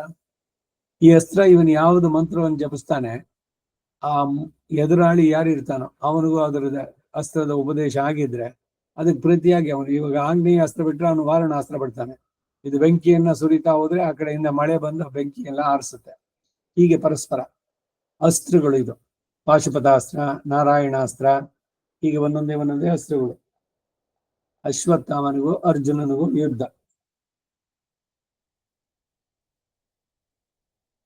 ಅಶ್ವತ್ಥಾಮ ತನ್ನ ಬಾಣಗಳಿಂದ ದಿಕ್ಕುಗಳನ್ನು ಮರೆಸಿ ಕೃಷ್ಣನ ಬಲಭುಜಕ್ಕೆ ಗುರಿ ಇಟ್ಟು 3 ಬಾಣಗಳನ್ನು ಪ್ರಯೋಗಿಸಿದ. ಇದನ್ನು ನೋಡಿ ಸಹಿಸಲಾರದೆ ಅರ್ಜುನ ಅತಿ ತೀವ್ರವಾದ ಬಾಣಗಳನ್ನು ಬಿಡ್ತಾ ಅಶ್ವತ್ಥಾಮನ ಹಿಂಬಾಲಿಸಿ ಒಂದು ರಥಿಕ ಸಮೂಹಗಳನ್ನೆಲ್ಲ ಕೊಂದು ರಣರಂಗದಲ್ಲಿ ರಕ್ತದ ಕೋಡಿ ಹರಿಯುವಂತೆ ಮಾಡಿದ. ಹೀಗೆ ಅರ್ಜುನನಿಂದ ತನ್ನ ಕಡೆಯ ರಥಿಕರೆಲ್ಲ ರಥ ಸಹಿತರಾಗಿ ಸತ್ತು ಬೀಳತಾ ಇದ್ದದನ್ನು ನೋಡಿ ಅಶ್ವತ್ಥಾಮನು ಅತಿ ಆಕ್ರೋಶದಿಂದ ಶತ್ರು ಸೈನ್ಯವನ್ನು ಕೊಲ್ಲುತ್ತಾ ಅದೇ ತರದ ರಕ್ತ ನದಿಯನ್ನು ಹರಿಸಿದ. ಹೀಗೆ ಅರ್ಜುನ ಅಶ್ವತ್ಥಾಮ ಇಬ್ಬರು ಭಯಂಕರ ಯುದ್ಧ ನಡೀತಿರುವಾಗ ಯುದ್ಧದಲ್ಲಿ ಕಟ್ಟುಪಾಡೇನೂ ಇಲ್ಲದಂತೆ ಸೈನಿಕರೆಲ್ಲರೂ ಬೆನ್ನು ಹತ್ತಿ ಹೊಡೆಯಲಾರಂಭಿಸಿದರು. ಸಾರಥಿಯು, ಕುದುರೆಗಳು, ಸತ್ತ ಶೂನ್ಯ ರಥಗಳು, ರಾವತರಿಲ್ಲದ ಕುದುರೆಗಳಿಂದ, ಮಾವುತರಿಲ್ಲದ ಆನೆಗಳಿಂದ, ಆನೆಗಳಿಲ್ಲದ ಗಜ ಯೋಧರಿಂದ ರಣಭೂಮಿ ತುಂಬಿ ಹೋಯಿತು. ಆಗ ಅರ್ಜುನನಿಂದ ಪ್ರಬಲವಾದ ಜನಕ್ಷಯ ಉಂಟಾಯಿತು. ಎಷ್ಟೋ ಮಂದಿ ರಥಿಕರು ಆರ್ತನ ಬಾಣಗಳಿಂದ ಹತರಾಗಿ ಕೆಳಗೆ ಬಿದ್ದರು. ಕುದುರೆಗಳ ಮೇಲಿದ್ದ ಯೋಧರನ್ನ ಕಳೆದುಕೊಂಡು ಸಿಕ್ಕಿದಂತೆ ಕುದುರೆಗಳು ಓಡಾಡಲಾರಂಭಿಸಿದವು. ಅರ್ಜುನನ ಈ ಆರ್ಭಟವನ್ನ ನೋಡಿ ಅಶ್ವತ್ಥಾಮ ಚಿನ್ನದ ಕಟ್ಟುಳ್ಳ ತನ್ನ ಮಹಾಧನಸ್ಸೊಂದನ್ನು ತೆಗೆದು ಅರ್ಜುನನ್ನ ಎದುರಿಸಿ ಬಂದು ತೀಕ್ಷ್ಣ ಬಾಣಗಳಿಂದ ನಾನಾ ಕಡೆಗಳಿಗೆ ಬಿಡಲಾರಂಭಿಸಿದ. ಒಂದು ತೀವ್ರ ಬಾಣವನ್ನು ತೆಗೆದು ಅರ್ಜುನನಿಗೆ ಸರಿಯಾಗಿ ಗುರಿಯಿಟ್ಟು ಬಲವಾಗಿ ಹೊಡೆದ. ಇದರಿಂದ ಬಹಳವಾಗಿ ನೊಂದರು ಅರ್ಜುನ ಎದೆಗುಂದದೆ ಬಾಣ ವರ್ಷಗಳಿಂದ ಅಶ್ವತ್ಥಾಮನನ್ನು ಮರೆಸಿ ಅವನ ಕೈಯಲ್ಲಿದ್ದ ಧನಸ್ಸನ್ನು ಕತ್ತರಿಸಿದ. ಬಿಲ್ಲು ಮರುದೊಡನೆ ಅಶ್ವತ್ಥಾಮ ವಜ್ರ ಸಮಾನವಾದ ಒಂದು ಪರಿಗವನ್ನು ಕೈಗೆತ್ತಿಕೊಂಡು ಅರ್ಜುನ ಮೇಲೆ ಬೀಸಿದ. ಅದು ಬರುತ್ತಿರುವಾಗಲೇ ನಡೆದು ಅರಿಯಲಿ ಅರ್ಜುನ ನಗುಮುಖದಿಂದ ಅದನ್ನು ತುಂಡಾಗಿ ಕತ್ತರಿಸಿದ. ಅದು ವಜ್ರಾತವಾದ ಪರ್ವತದಂತೆ ಮುರಿದು ನೆಲಕ್ಕೆ ಬಿತ್ತು. ಇದರಿಂದ ಅಶ್ವತ್ಥಾಮ ಮತ್ತಷ್ಟು ರೇಗಿ ಐಂದ್ರಾಸ್ತ್ರವನ್ನು ಅರ್ಜುನ ಮೇಲೆ ಪ್ರಯೋಗಿಸಿದ. ಅಶ್ವತ್ಥಾಮನು ಬೀಸಿದ ಐಂದ್ರಾಸ್ತ್ರ ಬಲೆಯನ್ನು ನೋಡಿ ಅರ್ಜುನ ಗಾಂಡೀವನ್ನು ಕೈಗೆತ್ತಿಕೊಂಡು ತನಗೆ ಇಂದ್ರದತ್ತವಾಗಿ ಅದೇ ತರದ ಒಂದು ಉತ್ತಮ ಅಸ್ತ್ರವನ್ನು ಪ್ರಯೋಗಿಸಿ ಅಶ್ವತ್ಥಾಮನ ಹರಡಿದ್ದ ಐಂದ್ರಾಸ್ತ್ರದ ಬಲೆಯನ್ನು ಹರಿದದ್ದಲ್ಲದೆ ಮೇಲೆ ಮೇಲೆ ಬಾಣಗಳನ್ನು ಬಿಟ್ಟು ಅಶ್ವತ್ಥಾಮನ ರಥವೇ ಕಣ್ಣಿಗೆ ಕಾಣದಂತೆ ಕ್ಷಣ ಮಾತ್ರದಲ್ಲಿ ಮುಚ್ಚಿಬಿಟ್ಟ. ಹೀಗೆ ಅರ್ಜುನ ಬಾಣಗಳಲ್ಲಿ ಸಿಕ್ಕಿಬಿದ್ರು ದ್ರೋಣಪುತ್ರ ಆ ಬಾಣ ವರ್ಷದಿಂದ ಪ್ರಯತ್ನಪೂರ್ವಕವಾಗಿ ತಪ್ಪಿಸಿಕೊಂಡು ಹೊರಗೆ ಬಂದು ಬಾಣದಲ್ಲಿ ತನಗಿರುವ ಕೀರ್ತಿಯನ್ನೆಲ್ಲ ಪ್ರಕಾಶಗೊಳಿಸುವಂತೆ 100 ಬಾಣಗಳಿಂದ ಕೃಷ್ಣನನ್ನ 300 ಕ್ಷುದ್ರಕ್ಕೆ ಅದೊಂದು ಬಾಣ ವಿಶೇಷ ಅದರಿಂದ ಅರ್ಜುನ ಹೊಡೆದ. ಆದ್ರೆ ಅರ್ಜುನ ಅದೊಂದಕ್ಕೂ ಎದೆಗುಂದದೆ ಅಶ್ವತ್ಥಾಮನನ್ನ 100 ಬಾಣಗಳಿಂದ ಮರ್ಮಸ್ಥಾನಗಳಲ್ಲಿ ಹೊಡೆದ. ನಿನ್ನವರೆಲ್ಲ ನೋಡುತ್ತಿರುವಾಗಲೇ ಅರ್ಜುನ ಅಶ್ವತ್ಥಾಮನ ರಥ ಅಶ್ವಗಳನ್ನ ಸಾರಥಿಯನ್ನ ಅವನ ಬಿಲ್ಲನ್ನ ಪ್ರಾಣನ್ನು ಬಾಣಗಳಿಂದ ಬೆಳೆಸಿದ. ಒಂದು ಬಲ್ಲಾಯುಧದಿಂದ ಸಾರಥಿಯನ್ನು ರಥದಿಂದ ಕೆಳಕ್ಕೆ ಕೆಡವಿದ. ಆಗ ಅಶ್ವತ್ಥಾಮನ ಕುದುರೆಗಳ ಕಡಿಬಾಣಗಳನ್ನು ತಾನೇ ಹಿಡಿದು ರಥವನ್ನ ನಡೆಸುತ್ತಾ ಕೃಷ್ಣಾರ್ಜುನನ ಬಾಣಗಳಿಂದ ಬರೆಸಿದ. ರಾಜೇಂದ್ರ, ಇದು ಎಲ್ಲರಿಗೂ ಅತಿ ಆಶ್ಚರ್ಯ ಉಂಟಾಯಿತು. ಹೀಗೆ ಗುರುಪುತ್ರ ತಾನೇ ಸಾರಥ್ಯವನ್ನು ವಹಿಕೊಂಡು ಅರ್ಜುನನನ್ನ ತನ್ನ ಬಾಣಗಳಿಂದ ನೋಯಿಸ್ತಾ ಇದ್ದದ್ದನ್ನ ನಾವೆಲ್ಲರೂ ವಿಸ್ಮಿತವಾಗಿ ನೋಡ್ತಾ ಇದ್ವು. ಆಗ ಸಮಸ್ತ ಭೂತಗಳು ಅಶ್ವತ್ಥಾಮನ ಮಹಿಯನ್ನು ಕೊಂಡಾಡಿದ್ವು. ದ್ರೋಣಪುತ್ರನು ತನ್ನ ಬಾಣ ಪ್ರಯೋಗದಲ್ಲಿ ಅರ್ಜುನನ್ನು ಮೀರಿಸಿಬಿಟ್ಟ ಎಂಬುದನ್ನು ಕಂಡು ಎಲ್ಲರೂ ಅವನನ್ನು ಪ್ರಶಂಸೆ ಮಾಡಿದ್ರು. ಆಗ ಅರ್ಜುನ್ ನಗುತ್ತಾ ಅಶ್ವತ್ಥಾಮನ ಕೈಯಲ್ಲಿ ಹಿಡಿದ ಕುದುರೆ ಹಗ್ಗವನ್ನು ಕ್ಷುರಪ್ರಗಳಿಂದ ಕತ್ತರಿಸಿ ತುಂಡು ಮಾಡಿದ. ಅರ್ಜುನ ಬಾಣಪ್ರಹಾರದಿಂದ ನೊಂದ ರಥಾಶ್ವಗಳು ಸ್ವಾಧೀನ ತಪ್ಪಿ ತಮ್ಮಿಷ್ಟವನ್ನಂತೆ ಓಡಿ ಹೋಗಲಾರಂಭಿಸಿದ್ವು. ಆಗ ನಿನ್ನ ಸೈನ್ಯದಲ್ಲಿ ದೊಡ್ಡ ಹಾಹಾಕಾರ ಇದ್ದಿತು. ಪಾಂಡವರಾದರೂ ಜಯೋತ್ಸಾಹದಿಂದ ನಿನ್ನ ಸೈನ್ಯವನ್ನು ಮೇಲೆ ಬಿದ್ದು ಹೊಡೆಯಲಾರಂಭಿಸಿದ್ರು. ನಾನೇ ಕಡೆಗಳಿಂದ ಅವರು ತೀಕ್ಷ್ಣ ಬಾಣಗಳನ್ನು ಬಿಡ್ತಾ ಇದ್ರು. ಹೇ ರಾಜ, ನಿನ್ನ ಕಡೆಯ ಚತುರಂಗ ಸೈನ್ಯವು ಪಾಂಡವರಿಂದ ಮೇಲೆ ಮೇಲೆ ಹೊಡೆಯಲ್ಪಡುತ್ತಾ ಅಲ್ಲಲ್ಲಿ ಚದರಿ ಹತ್ತಿತ್ತ ಓಡಲಾರಂಭಿಸಿತು. ವಿಚಿತ್ರವಾಗಿ ಯುದ್ಧ ಮಾಡತಕ್ಕ ನಿನ್ನ ಮಕ್ಕಳು ಕರ್ಣ ಶಕುನಿಗಳು ಕಣ್ಣೆದುರಾಗಿ ನಿನ್ನ ನೋಡುತ್ತಿರುವಾಗಲೇ ಸೈನ್ಯವು ಚದರಿ ಓಡ್ತಾ ಇರುವುದನ್ನು ಕಂಡು ಅವರೆಲ್ಲರೂ ಎಷ್ಟೋ ವಿಧದಿಂದ ತಡೆದು ಸಮಾಧಾನ ಮಾಡಿದ್ರು ಕೂಡ ನಾನಾ ಕಡೆಗಳಲ್ಲಿ ಅರ್ಜುನ ಬಾಣ ಪ್ರಹಾರಕ್ಕೆ ನೊಂದು ಸೈನ್ಯ ನಿಲ್ಲದೆ ಓಡ್ತಾ ಇತ್ತು. ಅಲ್ಲಲ್ಲಿ ದಿಕ್ಕುಗೆಟ್ಟ ಓಡುತ್ತಿರುವ ನಿನ್ನ ಕಡೆಯ ಯೋಧರಿಂದ ಸೈನ್ಯವೆಲ್ಲ ಮೊತ್ತಕ್ಕೆ ಭಯಪಟ್ಟು ಕದರಿ ಹೋಯಿತು. ಕರ್ಣ ನಿಲ್ಲಿ ನಿಲ್ಲಿ ಎಂದು ಬಾರಿ ಬಾರಿ ಕೂಗ್ತಾ ಇದ್ರು, ಯಾರು ನಿಲ್ಲಿಲ್ಲ. ಹೀಗೆ ಕೌರವ ಸೈನ್ಯವೆಲ್ಲ ಭಯದಿಂದ ಚದರಿ ಪಲಾಯನ ಮಾಡ್ತಾ ಇರುವುದನ್ನು ನೋಡಿ ಪಾಂಡವರು ಜಯೋತ್ಸಾಹದಿಂದ ದೊಡ್ಡ ಸಿಂಹನಾದ ಮಾಡಿದರು.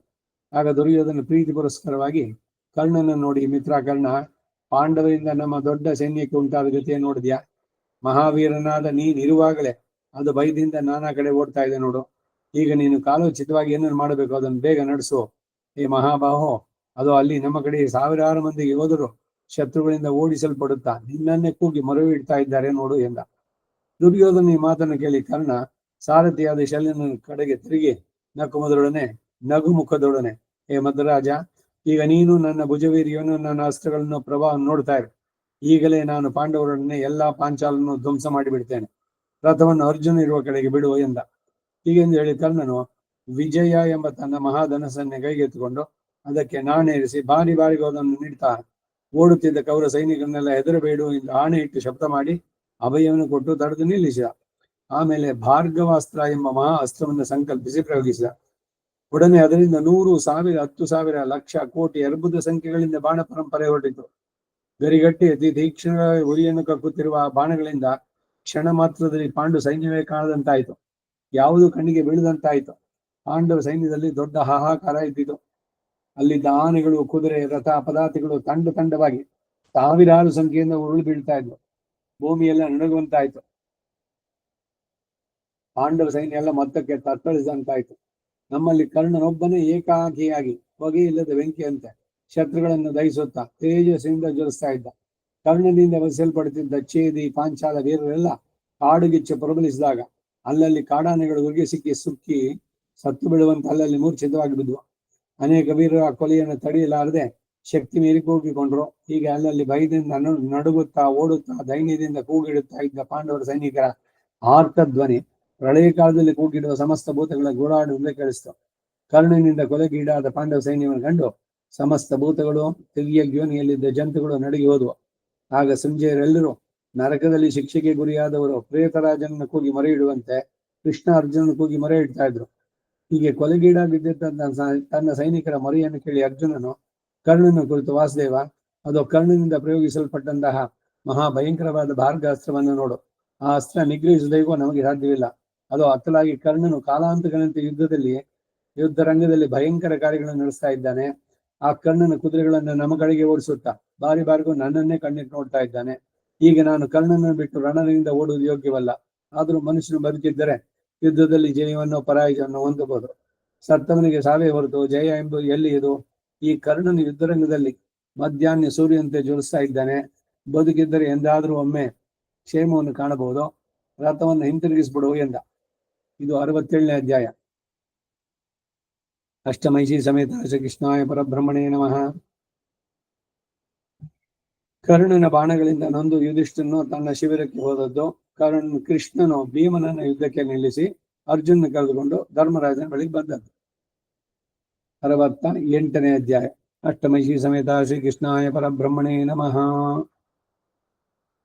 ಅರ್ಜುನನ ವಾಕ್ಯವನ್ನು ಕೇಳಿ ಕೃಷ್ಣನು ಭೀಮನನ್ನ ಶತ್ರು ಸೈನ್ಯಕ್ಕೆ ಎದುರಾಗಿ ನಿಲ್ಲಿಸಿ, ಈಗ ಕೌರವನ್ನು ಸಿದ್ಧ ಮಾಡುವುದಕ್ಕೆ ಈತನೇ ಸಮರ್ಥ ಎಂದು ನಿರ್ದೇಶಿಸಿಕೊಂಡ. ಯುದ್ಧದಲ್ಲಿ ಕರ್ಣನೊಡನೆ ಹೆಣಗಾಡಿ ಅವನನ್ನು ಬಳಸುವುದಕ್ಕೆ ಭೀಮಸೇನ ತತ್ಕಾಲಕ್ಕೆ ಸಮರ್ಥ ಎಂಬುದೊಂದು, ಅರ್ಜುನಿಗೂ ಸ್ವಲ್ಪ ಹೊತ್ತು ಶ್ರಮ ಪರಿಹಾರವಾಗಬೇಕು ಎಂಬುದು ಒಂದು, ಯುದ್ಧದಲ್ಲಿ ಬಹಳವಾಗಿ ನೊಂದು ಹೋದ ಯುಧಿಷ್ಠನ ಕಂಡು ಸಮಾಧಾನ ಮಾಡಿ ಬರಬೇಕು ಎಂಬುದು ಇನ್ನೊಂದು. ಈ ಮೂರು ಉದ್ದೇಶದಿಂದ ಕೃಷ್ಣ ಅರ್ಜುನನ ರಥವನ್ನು ರಣರಂಗದಿಂದ ಹಿಂತಿರುಗಿಸಿದ. ಅಲ್ಲಿಂದ ಹಿಂತಿರುಗುವಾಗ ಅವನು ಅರ್ಜುನ್ ನೋಡಿ, ಧನಂಜಯ, ಈಗ ಯುಧಿಷ್ಠನು ಬಹಳವಾಗಿ ನೊಂದಿದ್ದಾನೆ. ಆದ್ದರಿಂದ ಅವನನ್ನು ನಾವು ಮೊದಲು ನೋಡಿ ಬರಬೇಕು. ಅವನನ್ನು ಸಮಾಧಾನ ಪಡಿಸಿ ಬಂದ ಮೇಲೆ ನೀನು ಕರ್ಣನನ್ನು ಕೊಲ್ಲಬಹುದು ಎಂದ. ಈ ಮಾತನ್ನು ಕೇಳಿದ ಅರ್ಜುನ ಕೃಷ್ಣನಿಗಿಂತಲೂ ಆತರಿಂದ, ಹೌದು ನಡೆ, ಅಣ್ಣನ ವಿಚಾರವನ್ನು ಕೇಳಿ ನನ್ನ ಮನಸ್ಸು ಬಹಳವಾಗಿ ಕಳವಳಿಸ್ತಾ ಇದೆ ಎಂದು ಬಾರಿ ಬಾರಿಗೂ ಆತುರಗೊಳಿಸಿದ. ಕೃಷ್ಣ ರಥವನ್ನು ವೇಗದಿಂದ ಬಿಟ್ಟುಕೊಂಡು ಬಂದ. ಅರ್ಜುನನು ಧರ್ಮರಾಜನು ಯುದ್ಧ ಮಾಡುತ್ತಿದ್ದ ಸ್ಥಳಕ್ಕೆ ಬಂದು ಅಲ್ಲಿ ಸೈನ್ಯವನ್ನು ಸುತ್ತಲೂ ಕಣ್ಣಿಟ್ಟು ನೋಡಿದ. ಅಲ್ಲಿ ಅವನ ಕಣ್ಣಿಗೆ ಧರ್ಮರಾಜ ಎಲ್ಲಿಯೂ ಯುದ್ಧ ಕಾಣಲಿಲ್ಲ. ಇದರಿಗೆ ಧನುಧಾರಿಯಾಗಿ ನಿಂತಿದ್ದ ಅಶ್ವತ್ಥಾಮನನ್ನು ಕಂಡ. ದೇವೇಂದ್ರನಿಗೂ ದುಸ್ಸವಾದ ಪರಾಕ್ರಮುಳ್ಳ ಗುರುಪುತ್ರನ ಯುದ್ಧವನ್ನು ಆರಂಭಿಸಿ ಅವನನ್ನು ಪೂರ್ಣವಾಗಿ ಸೋಲಿಸಿದ. ಹೀಗೆ ಅವನನ್ನು ಸೋಲಿಸಿ ಮಹತ್ತಾದ ತನ್ನ ಪರಾಕ್ರಮವನ್ನು ತೋರಿಸಿದ ಮೇಲೆ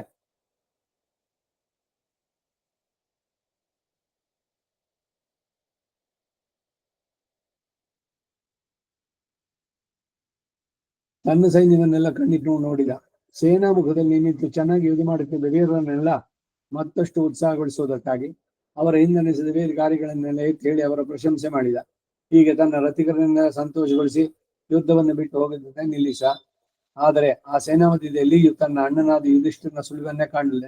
ಭಯಾತುರನಾಗಿ ಬೇಗನೆ ಭೀಮನ ಬಂದು, ಅಣ್ಣ, ರಾಜನ ವೃತ್ತಾಂತ ಏನು, ಅವನಲ್ಲಿದ್ದಾನೆ ಎಂದ.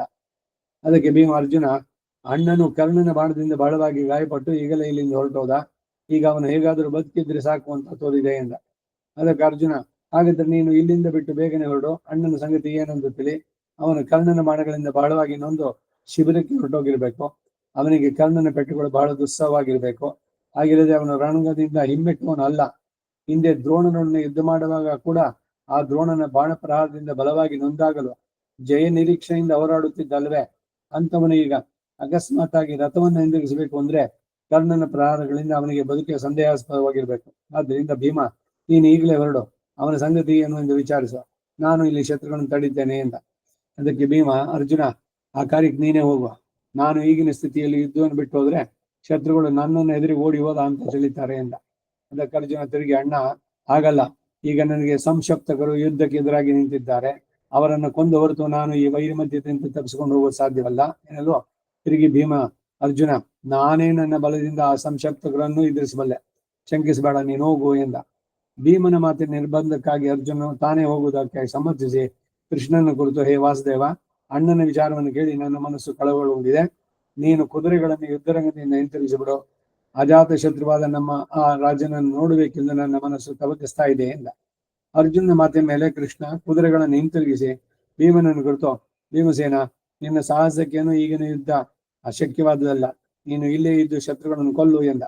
ಆಮೇಲೆ ಕೃಷ್ಣನು ಗರುಡವೇಗವುಳ್ಳ ಕುದುರೆಗಳನ್ನು ಆದಷ್ಟು ವೇಗದಿಂದ ಬಿಟ್ಟುಕೊಂಡು ಧರ್ಮರಾಜನ ಶಿಬಿರಕ್ಕೆ ರಥವನ್ನು ತಂದು ಸೇರಿಸಿದ. ಹೀಗೆ ಕೃಷ್ಣ ಭೀಮನನ್ನು ಶತ್ರುಗಳು ಎದುರಾಗಿ ನಿಲ್ಲಿಸಿ ಅರ್ಜುನ ಕರೆದುಕೊಂಡು ಬಂದಾಗ ಅಲ್ಲಿ ಧರ್ಮರಾಜನೊಬ್ಬನೇ ಹಾಸಿಗೆಯಲ್ಲಿ ಮಲಗಿದ್ದನ್ನು ಕಂಡ. ಒಡನೆ ಕೃಷ್ಣ ಅರ್ಜುನೊಬ್ಬರು ರಥದಿಂದ ಇಳಿದು ಬಂದು ಧರ್ಮರಾಜನ ಪಾದಗಳನ್ನು ಮುಟ್ಟಿ ನಮಸ್ಕರಿಸಿದ್ರು. ಧರ್ಮರಾಜ ಪ್ರಾಣಾಪಾಯವಿಲ್ಲದೆ ಕ್ಷೇಮದಿಂದಿರುವುದನ್ನು ಕಂಡು ಅವರಿಗೆ ಪರಮ ಹರ್ಷ ಆಯಿತು. ಅವನ ಮುಂದೆ ಬದ್ಧಾಂಜಲಿಗಳಾಗಿ ನಿಂತು ಅಶ್ವಿನಿ ದೇವತೆಗಳು ಇಂದ್ರನ್ನು ಹೇಗೋ ಹಾಗೆ ಅವನನ್ನು ಆಧರಿಸಿದ್ರು. ಅವನು ಅವರಿಬ್ಬರನ್ನು ನೋಡಿ ಸಂತೋಷಗೊಂಡ. ಕರ್ಣನು ಅವರಿಂದ ಹತನಾಗಿರಬೇಕು ಎಂದೇ ತಿಳಿದು ಜಂಬಾಸುರ ವಧ ಆದ್ಮೇಲೆ ಬೃಹಸ್ಪತಿ ಇಂದ್ರ ಉಪೇಂದ್ರನ ಹೇಗೋ ಹಾಗೆ ಅವರನ್ನು ಅತ್ಯಾರದಿಂದ ಮನ್ನಿಸಿ ಹರ್ಷ ಗದ್ಗದ ಸ್ವರದಿಂದ ಹೀಗೆಂದು ಮಾತಾಡಿದ. ಇಲ್ಲಿಗೆ 68ನೇ ಅಧ್ಯಾಯ. ಅಷ್ಟಮೈಷಿ ಸಮೇತ ಶ್ರೀಕೃಷ್ಣಾಯ ಪರಬ್ರಹ್ಮಣೇ ನಮಃ. 69ನೇ ಅಧ್ಯಾಯ. ಯುಧಿಷ್ಠಿರ ತನ್ನನ್ನು ವಿಚಾರಿಸುವುದಕ್ಕಾಗಿ ಬಂದ ಕೃಷ್ಣಾರ್ಜುನ ಕಂಡು ಅವರು ಕರ್ಣನ್ನು ಕೊಂದೇ ಬಂದಿರಬೇಕು ಎಂದು ತಿಳಿದು ಅರ್ಜುನ ಪ್ರಶಂಸೆ ಮಾಡಿದ್ದವನನ್ನು. ಅಷ್ಟಮೈಷಿ ಸಮೇತ ಶ್ರೀಕೃಷ್ಣಾಯ ಪರಬ್ರಹ್ಮಣೇ ನಮಃ. ಹೇ ರಾಜೇಂದ್ರ, ಧೃತರಾಷ್ಟ್ರ, ಉಬ್ಬಿ ಕೆಂಪಾದ ವಿಶಾಲ ನೇತ್ರಗಳು, ಅಲ್ಲಲ್ಲಿ ನಾಟಿದ ಬಾಣಗಳು, ರಕ್ತದಿಂದ ತೊಯ್ದ ಮೈ, ಇಂಥ ಸ್ಥಿತಿಯಲ್ಲಿ ತನ್ನ ಮುಂದೆ ಬಂದು ನಿಂತ ಕೃಷ್ಣಾರ್ಜುನಿಬ್ಬರನ್ನು ನೋಡಿ ಧರ್ಮರಾಜನಿಗೆ ಸಂತೋಷವಾಯಿತು.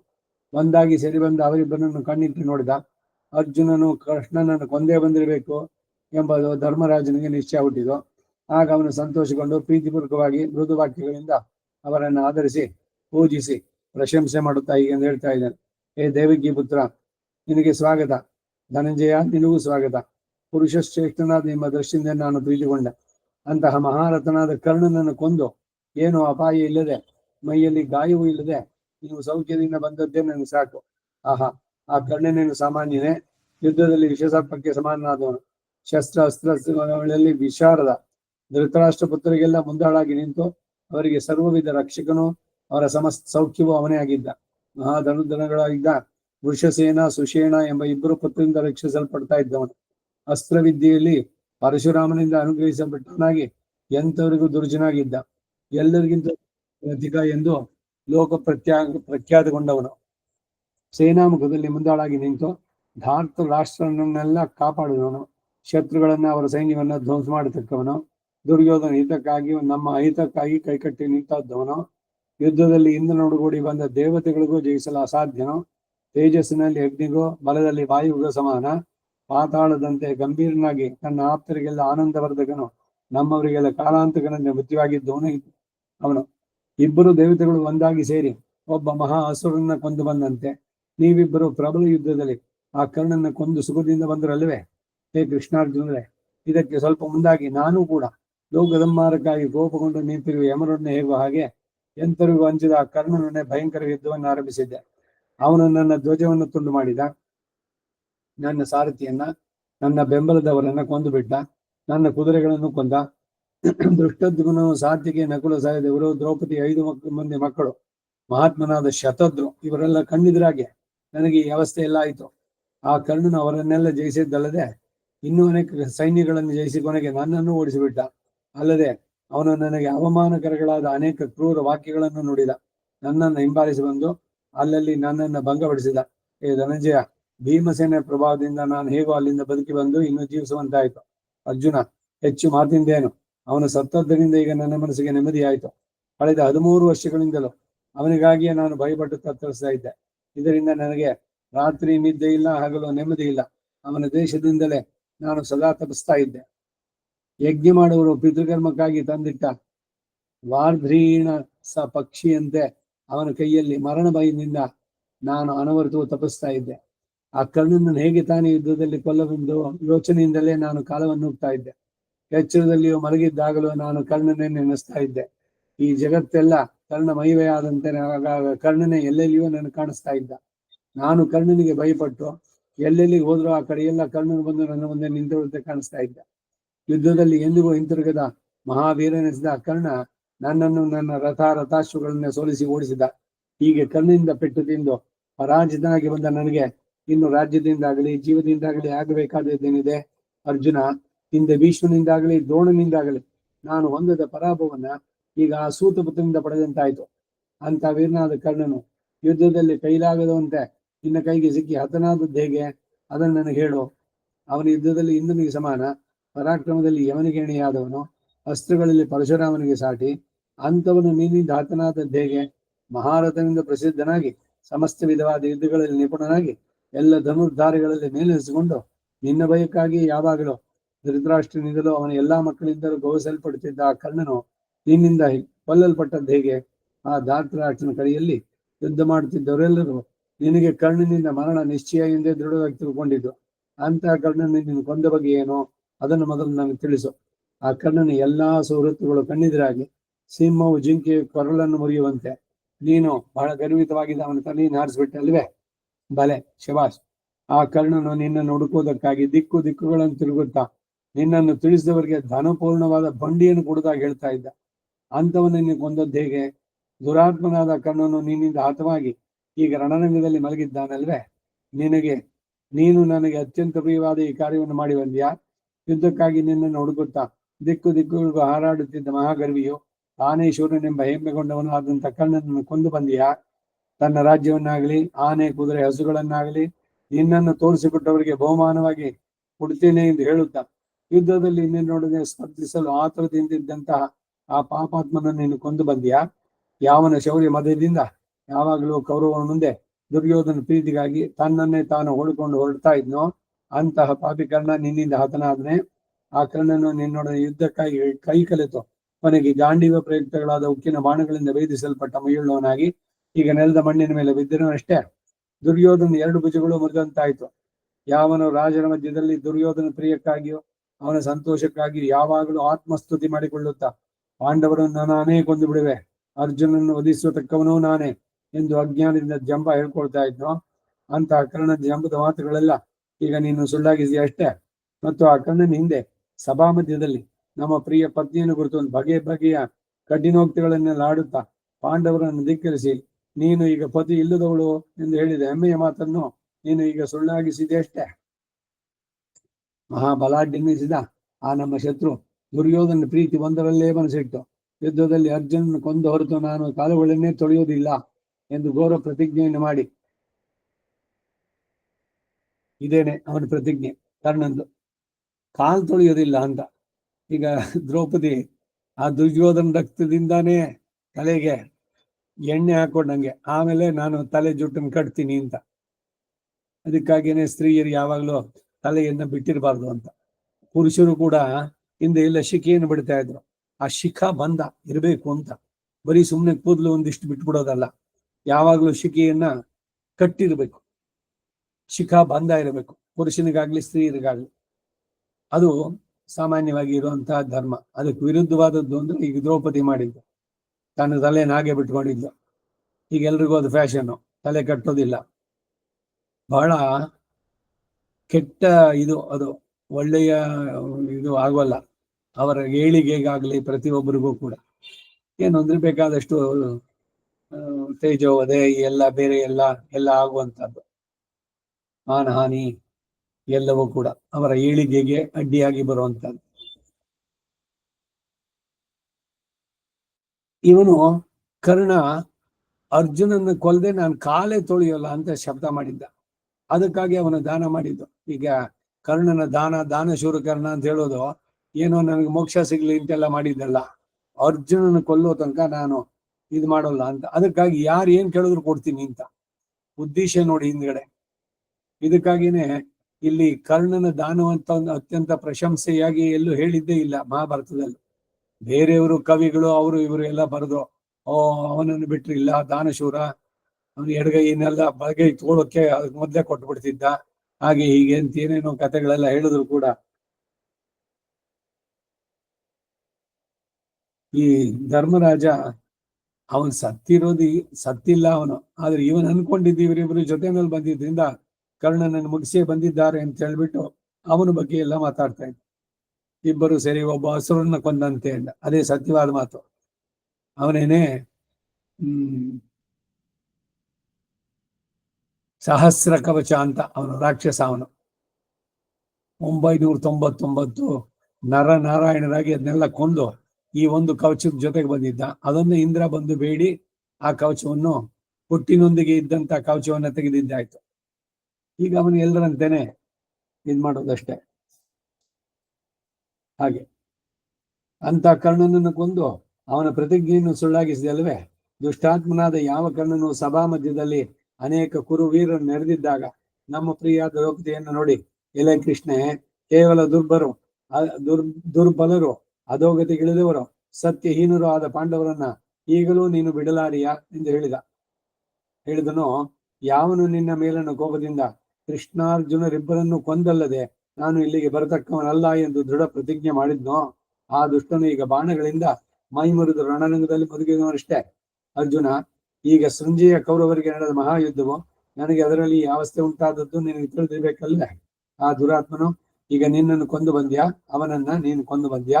ಹೇ ಸವಿಸಾಚಿ, ಗಾಂಡೀವ ಪ್ರಯುಕ್ತಗಳಾದ ನಿನ್ನ ಬಾಣಗಳಿಂದ ಕುಂಡಲ ಶೋಭಿತವಾಗಿ ಕಾಂತಿಯಿಂದ ಜ್ವಲಿಸುತ್ತಿದ್ದ ಆ ಕರ್ಣನ ಶಿರಸು ಶರೀರದಿಂದ ಪ್ರತ್ಯೇಕಿಸಲ್ಪಟ್ಟಿದೆ.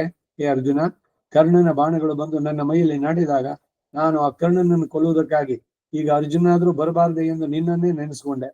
ಈಗ ನೀನು ಕರ್ಣನನ್ನು ಕೊಂದು ಕೆಡಿದ್ದರಿಂದ ಆ ನನ್ನ ಧ್ಯಾನವನ್ನು ಸಫಲಗೊಳಿಸಿದೆ. ದುರ್ಯೋಧನ ಯಾವನ ಆಶ್ರಯ ಬಲದಿಂದ ದರ್ಪಪೂರ್ಣವಾಗಿ ನಮ್ಮೆಲ್ಲರನ್ನು ಸುಟ್ಟು ಬಿಡುವುದಾಗಿದ್ನೋ, ದುರ್ಯೋಧನಿಗೆ ಮುಖ್ಯ ಆಶ್ರಯವಾಗಿದ್ದ ಆ ಕರ್ಣನನ್ನ ಈಗ ನೀನು ಪರಾಕ್ರಮದಿಂದ ಮುರಿದು ಕೆಡಹಿದೀಯಾ? ಯಾವನ ಹಿಂದೆ ಸಭಾ ಮಧ್ಯದಲ್ಲಿ ಎಲ್ಲ ಕೌರವರ ಮುಂದೆ ನಮ್ಮನ್ನ ಎಳ್ಳಿನ ಜಳ್ಳು ಕಾಳುಗಳಂತೆ ಹೀನವಾಗಿ ಹೇಳಿದ್ನೋ, ಅಂತಹ ದುರ್ಬುದ್ಧಿಯುಳ್ಳ ಸೂತಪುತ್ರನು ಈಗ ಯುದ್ಧದಲ್ಲಿ ನಿನಗೆ ಎದುರಾಗಿ ನಿನ್ನಿಂದ ಹತನಾದನೆ. ಯಾವ ದುರಾತ್ಮನ ಹಿಂದೆ ದ್ಯೂತ ಸಭೆಯಲ್ಲಿ ಶಕುನಿಯನ್ನು ಕರೆದು ಆ ದ್ರೌಪದಿಯು ನಮಗೆ ಸೋತಿದ್ದಾಳೆ, ಅವಳನ್ನು ಇಲ್ಲಿಗೆ ಸೆಳೆದುತ್ತಾ ಎಂದು ಕೂಗಿ ಹೇಳಿದ್ನು. ಅಂತಹ ಬುದ್ಧಿಗೆಟ್ಟ ಪಾಪಿ ಈಗ ನಿನ್ನ ಕೈಯಿಂದ ಹತನಾದನೆ. ಲೋಕದಲ್ಲಿ ಶಸ್ತ್ರಧಾರಿಗಳಿಗೆಲ್ಲ ಮೇಲೆನಿಸಿದ ಭೀಷ್ಮ ಅತಿರಥ ಮಹಾರಥನ್ನು ಎಣಿಸುವ ಕಾಲದಲ್ಲಿ ತನ್ನನ್ನು ಅರ್ಧರಥದಲ್ಲಿ ಸೇರಿಸಿದ್ದಕ್ಕಾಗಿ ಕೋಪಗೊಂಡು ಅಲ್ಪ ಬುದ್ಧಿಯುಳ್ಳ ಯಾವನು ಈ ನಮ್ಮ ಪಿತಾಮಹನನ್ನೇ ಧಿಕ್ಕರಿಸಿ ಆಕ್ಷೇಪಿಸಿದನೋ, ಆ ನೀಚನು ಈಗ ನಿನ್ನಿಂದ ಕೈಯಿಂದ ಸತ್ತನೆ. ಹೇ ಧನಂಜಯ, ನನ್ನ ಹೃದಯದಲ್ಲಿ ಸದಾ ಹೊಗೆಯುತ್ತಿದ್ದ ಆಕ್ರೋಶ ಎಂಬ ಬೆಂಕಿಯನ್ನ ಈ ಕರ್ಣನ ತಿರಸ್ಕಾರ ವಾಕ್ಯವೆಂಬ ಗಾಳಿಯಿಂದ ಉರುವಿ ಹತ್ತಿಸಿದ್ದಾಗಿತ್ತು. ಈಗ ನೀನು ಆ ಕರ್ಣನನ್ನು ಕೊಂದು ಬಂದದ್ದಾಗಿ ಹೇಳುವ ಮಾತು ಆ ಅಗ್ನಿ ಜ್ವಾಲೆಯನ್ನು ಆರಿಸ್ತಾ ಇದೆ ಎಂದ. ಇವೆಲ್ಲ ಆವೇಗದಿಂದ ಹೇಳುವಂತಹದ್ದು. ಧರ್ಮರಾಜನ ಅಜಾತ ಶತ್ರು ಅಂತ ಹೆಸರು. ಹುಟ್ಟಿದಿಂದನೇ ಅವ್ರಿಗೆ ಯಾರು ಶತ್ರುಗಳೇ ಇಲ್ಲ ಅಂತ. ಮತ್ತೆ ಈಗೇನು ಇಷ್ಟೆಲ್ಲ ಹೇಳ್ತಾ ಇದ್ದಾನೆ, ಕೋಪ ಪ್ರತೀಕಾರ ಅಂತಂದ್ರೆ ಈಗ ಬಹಳವಾಗಿ ಘಾಸಿಗೊಂಡಿದ್ದಾನೆ. ಆದ್ರಿಂದ ಆ ಸಂದರ್ಭದಲ್ಲಿ ಹೇಳಿದ್ದು, ವಾಸ್ತವವಾಗಿ ಧರ್ಮರಾಜ ಮಹಾ ಸಮಾಧಾನ ಚಿತ್ತದವನು. ಅವನ ಧರ್ಮದನ್ನ ಅಷ್ಟೇ ನಡೆಯುತ್ತಲ್ಲ ಅದರಿಂದನೇ ಅವನು ಕೋಪದಿಂದ ನೋಡಿದ್ರೆ ಆ ಕಡೆಯ ಸೈನಿಕರು ಇವರೆಲ್ಲ ಎಲ್ಲರೂ ಒಂಥರ ನಿಶ್ಚೇಷ್ಟರಾಗಿ ಇದಾದಂತೆ ಅಂತ ಸಾಯ್ತಾ ಇದ್ರು ಅಂತ ಮಾತು ಬಂತು ಹಿಂದೆ. ಒಬ್ಬೊಬ್ಬರ ಅವರ ಸತ್ಯ ಇದು ಅವರ ತಪಸ್ಸು ಜೀವನದಲ್ಲಿ ಇಟ್ಕೊಂಡಿರುವಂತಹದ್ದು. ಅದೇನೇ ತನ್ನ ಎದುರಾಳಿಗಳನ್ನ ನಿಗ್ರಹ ಮಾಡುವಂತಹದ್ದು. ಸ್ತ್ರೀಯರಲ್ಲೂ ಕೂಡ ಅಷ್ಟೇ, ಅವರ ಪಾತಿವ್ರತ್ಯ ಇವುಗಳೆಲ್ಲ. ಹಿಂದೆ ಒಬ್ಬಳು ಔರವನ ತಾಯಿ, ಅವಳು ಈ ರಾಕ್ಷಸರು ಇವರ ಮೇಲೆ ಯುದ್ಧಕ್ಕೆ ಇದಕ್ಕೆ ಬಂದಾಗ ತನ್ನ ಗರ್ಭವನ್ನು ತೊಡೆಗೆ ಅವಳು ಟ್ರಾನ್ಸ್ಫರ್ ಮಾಡ್ಕೊಂಡ್ಲು. ಆಮೇಲೆ ಇನ್ನೇನು ಅವನು ಹೊಡಿಬೇಕು ಅಂತಂದ್ರೆ ತೊಡೆಯಿಂದ ಇವನು ಎದ್ದು ಅವನನ್ನ ಕೊಂದ. ಇನ್ನೊಬ್ರು ಅವ್ರ ಜೊತೆಗೆ ಬಂದಾಗೆಲ್ಲ ಇವಳು ಕಣ್ಣಿನಿಂದ ನೋಡಾಗ್ಲೇ ಅವರೆಲ್ಲ ಭಸ್ಮ ಆದ್ರು ಅಂತ ಅನೇಕ ವೃತ್ತಾಂತಗಳು ಈ ತರ. ಈ ಅಗಸ್ತ್ಯ ವಾತಾಪಿ ಇಲ್ವರನ್ನು ಕೊಲ್ಬೇಕಾದ್ರು ಅಷ್ಟೇ. ವಾತಾಪಿ ಜೀರ್ಣೋಭವ ಅಂತಂದ, ತನ್ನ ಹೊಟ್ಟೆ ನುಡ್ಕೊಂಡು ಅಲ್ಲೇ ಅವನು ಜೀರ್ಣ ಮಾಡ್ಬಿಟ್ಟ ಅವನ್ನ. ಇನ್ನು ಇಲ್ವಲ್ಲ ತನ್ನ ನಿಜ ರೂಪದಲ್ಲಿ ಬಂದಾಗ ಒಂದು ಹುಂಕಾರದಿಂದ ಅವನನ್ನು ಸುಟ್ಟಿದ್ದು. ಶಕ್ತಿಗಳು ತಪಸ್ಸು ಇವುಗಳಲ್ಲಿ ಮಾಡಿದ್ರೆ ಎಂತೆಂಥದ್ದು ಬರುತ್ತೆ ಅನ್ನೋದಕ್ಕೆ ಹೇಳಿದ್ದು. ಇಲ್ಲಿಗೆ 69ನೇ ಅಧ್ಯಾಯ. 70ನೇ ಅಧ್ಯಾಯ. ಅಷ್ಟಮೈಹಿ ಸಮೇತ ಶ್ರೀ ಕೃಷ್ಣಾಯ ಪರಬ್ರಹ್ಮಣೇ ನಮಃ. ಅರ್ಜುನನು ತಾನು ಬೇರೆ ಕಡೆ ನಡೆಸುತ್ತಿದ್ದ ಯುದ್ಧ ವಿವರಣೆಗಳನ್ನು ಹೇಳಿ ಇನ್ನು ಮೇಲೆ ತಾನು ಹೇಗಾದರೂ ಕರ್ಣನನ್ನು ಕೊಲ್ಲುವುದಾಗಿ ಶಬ್ದ ಮಾಡಿದ್ದು. ಈ ಕೃಷ್ಣ ಹೀಗೆ ಎಲ್ಲ ಮಾಡ್ಕೊಂಡು ಬರ್ತಾನೆ ಒಂದೊಂದು ಕಡೆಯಿಂದಾನು ಅಂತ. ಈಗ ಅವನು ಮೊದಲೇ ಹೇಳ್ದ 3 ಉದ್ದೇಶ. ಒಂದು, ಧರ್ಮರಾಜನು ಒಂದ್ ಸ್ವಲ್ಪ ಸಾಂತ್ವನ ಮಾಡಬೇಕು, ಅವನ ಮನಸ್ಸು ವ್ಯಗ್ರವಾಗಿದೆ. ಅರ್ಜುನನನ್ನ ಅವನ ಜೊತೆನಲ್ಲಿ ಕರ್ಕೊಂಡ್ ಬರೋದು.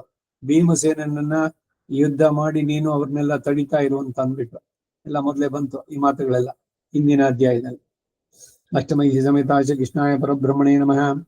ಕೇವಲ ಧರ್ಮಶೀಲನಾದ ಧರ್ಮರಾಜನ ಈ ನಿಷ್ಕಪಟವಾದ ಮಾತನ್ನು ಕೇಳಿ ಅರ್ಜುನನು ಕರ್ಣನ ಮೇಲೆ ಸಹಿಸಲಾರ ಕೋಪದಿಂದ ಭ್ರಾಂತಿಗೊಂಡು ಮಾತಾಡುತ್ತಿದ್ದ ಆತನ ಕುರಿತು ನೋಡಿ, ಧರ್ಮರಾಜನಿಗೆ ಯುದ್ಧದಲ್ಲಿ ಘಾಸಿಯಾಗಿ ಭ್ರಾಂತಿಯಿಂದ ಮಾತಾಡ್ತಾ ಇದ್ದೆ ನಾನು ಕೇಳಿ, ಅಣ್ಣ ಕೇಳು, ಸಮುದ್ರ ಮಧ್ಯದಲ್ಲಿ ಹೋಗುತ್ತಿರುವವನಿಗೆ ಹಡಗು ಮುರಿದಂತೆ ಮುಖ್ಯ ಆಶ್ರಯನಾದ ದ್ರೋಣನು ಹತನಾದ್ದರಿಂದ ಧೃತರಾಷ್ಟ್ರ ಪುತ್ರರಲ್ಲೂ ಮಂಕು ಕವಿದಂತಾಗಿರುವುದನ್ನ, ಮುಂದೆ ಜಯದಲ್ಲಿ ನಿರಾಶರಾಗಿರುವುದನ್ನು ತಿಳಿದು ಕರ್ಣನು ಆ ಕೌರವರಿಗೆ ತಾನು ಒಡಹುಟ್ಟಿದ ಸಹೋದರನಂತೆ ಅವರನ್ನು ಉದ್ಧರಿಸುವುದರಲ್ಲಿ ಅತಿ ಆತುರದಿಂದ ಒಡನೆ ಯುದ್ಧ ರಥವನ್ನೇರಿ ನನ್ನನ್ನು ಎದುರಿಸಿ ಬಂದ. ನಾನು ಸಂಶಕ್ತಕರೊಡನೆ ಯುದ್ಧ ಮಾಡ್ತಾ ಇದ್ದಾಗ ಕೌರವ ಸೈನ್ಯಕ್ಕೆಲ್ಲ ಮುಂದಾಳಾಗಿ ನಿಂತಿದ್ದ ಅಶ್ವತ್ಥಾಮನು ಸರ್ಪ ಸಮಾನಗಳಾದ ಕ್ರೂರ ಬಾಣಗಳನ್ನು ನೆಚ್ಚುತ್ತಾ ನನ್ನ ಎದುರಿಸಿ ಬಂದ. ಅವನ ವಾನರ ಚಿಹ್ನವುಳ್ಳ ನನ್ನ ಧ್ವಜಾಗರವನ್ನು ಕಂಡೊಡನೆ ನನ್ನನ್ನು ಎದುರಿಸುವುದಕ್ಕಾಗಿ ಅನೇಕ ರಥ ಸೈನ್ಯಗಳನ್ನು ಮುಂದೆ ಬಿಟ್ಟ. ಅವರಲ್ಲಿ 500 ಮಂದಿಯನ್ನ ನಾನು ನಿಮಿಷ ಮಾತ್ರದಲ್ಲಿ ಕೊಂದು ಕಡಿ ಆಮೇಲೆ ಅಶ್ವತ್ಥಾಮನನ್ನು ಎದುರಿಸಿ ತಡೆದೆ.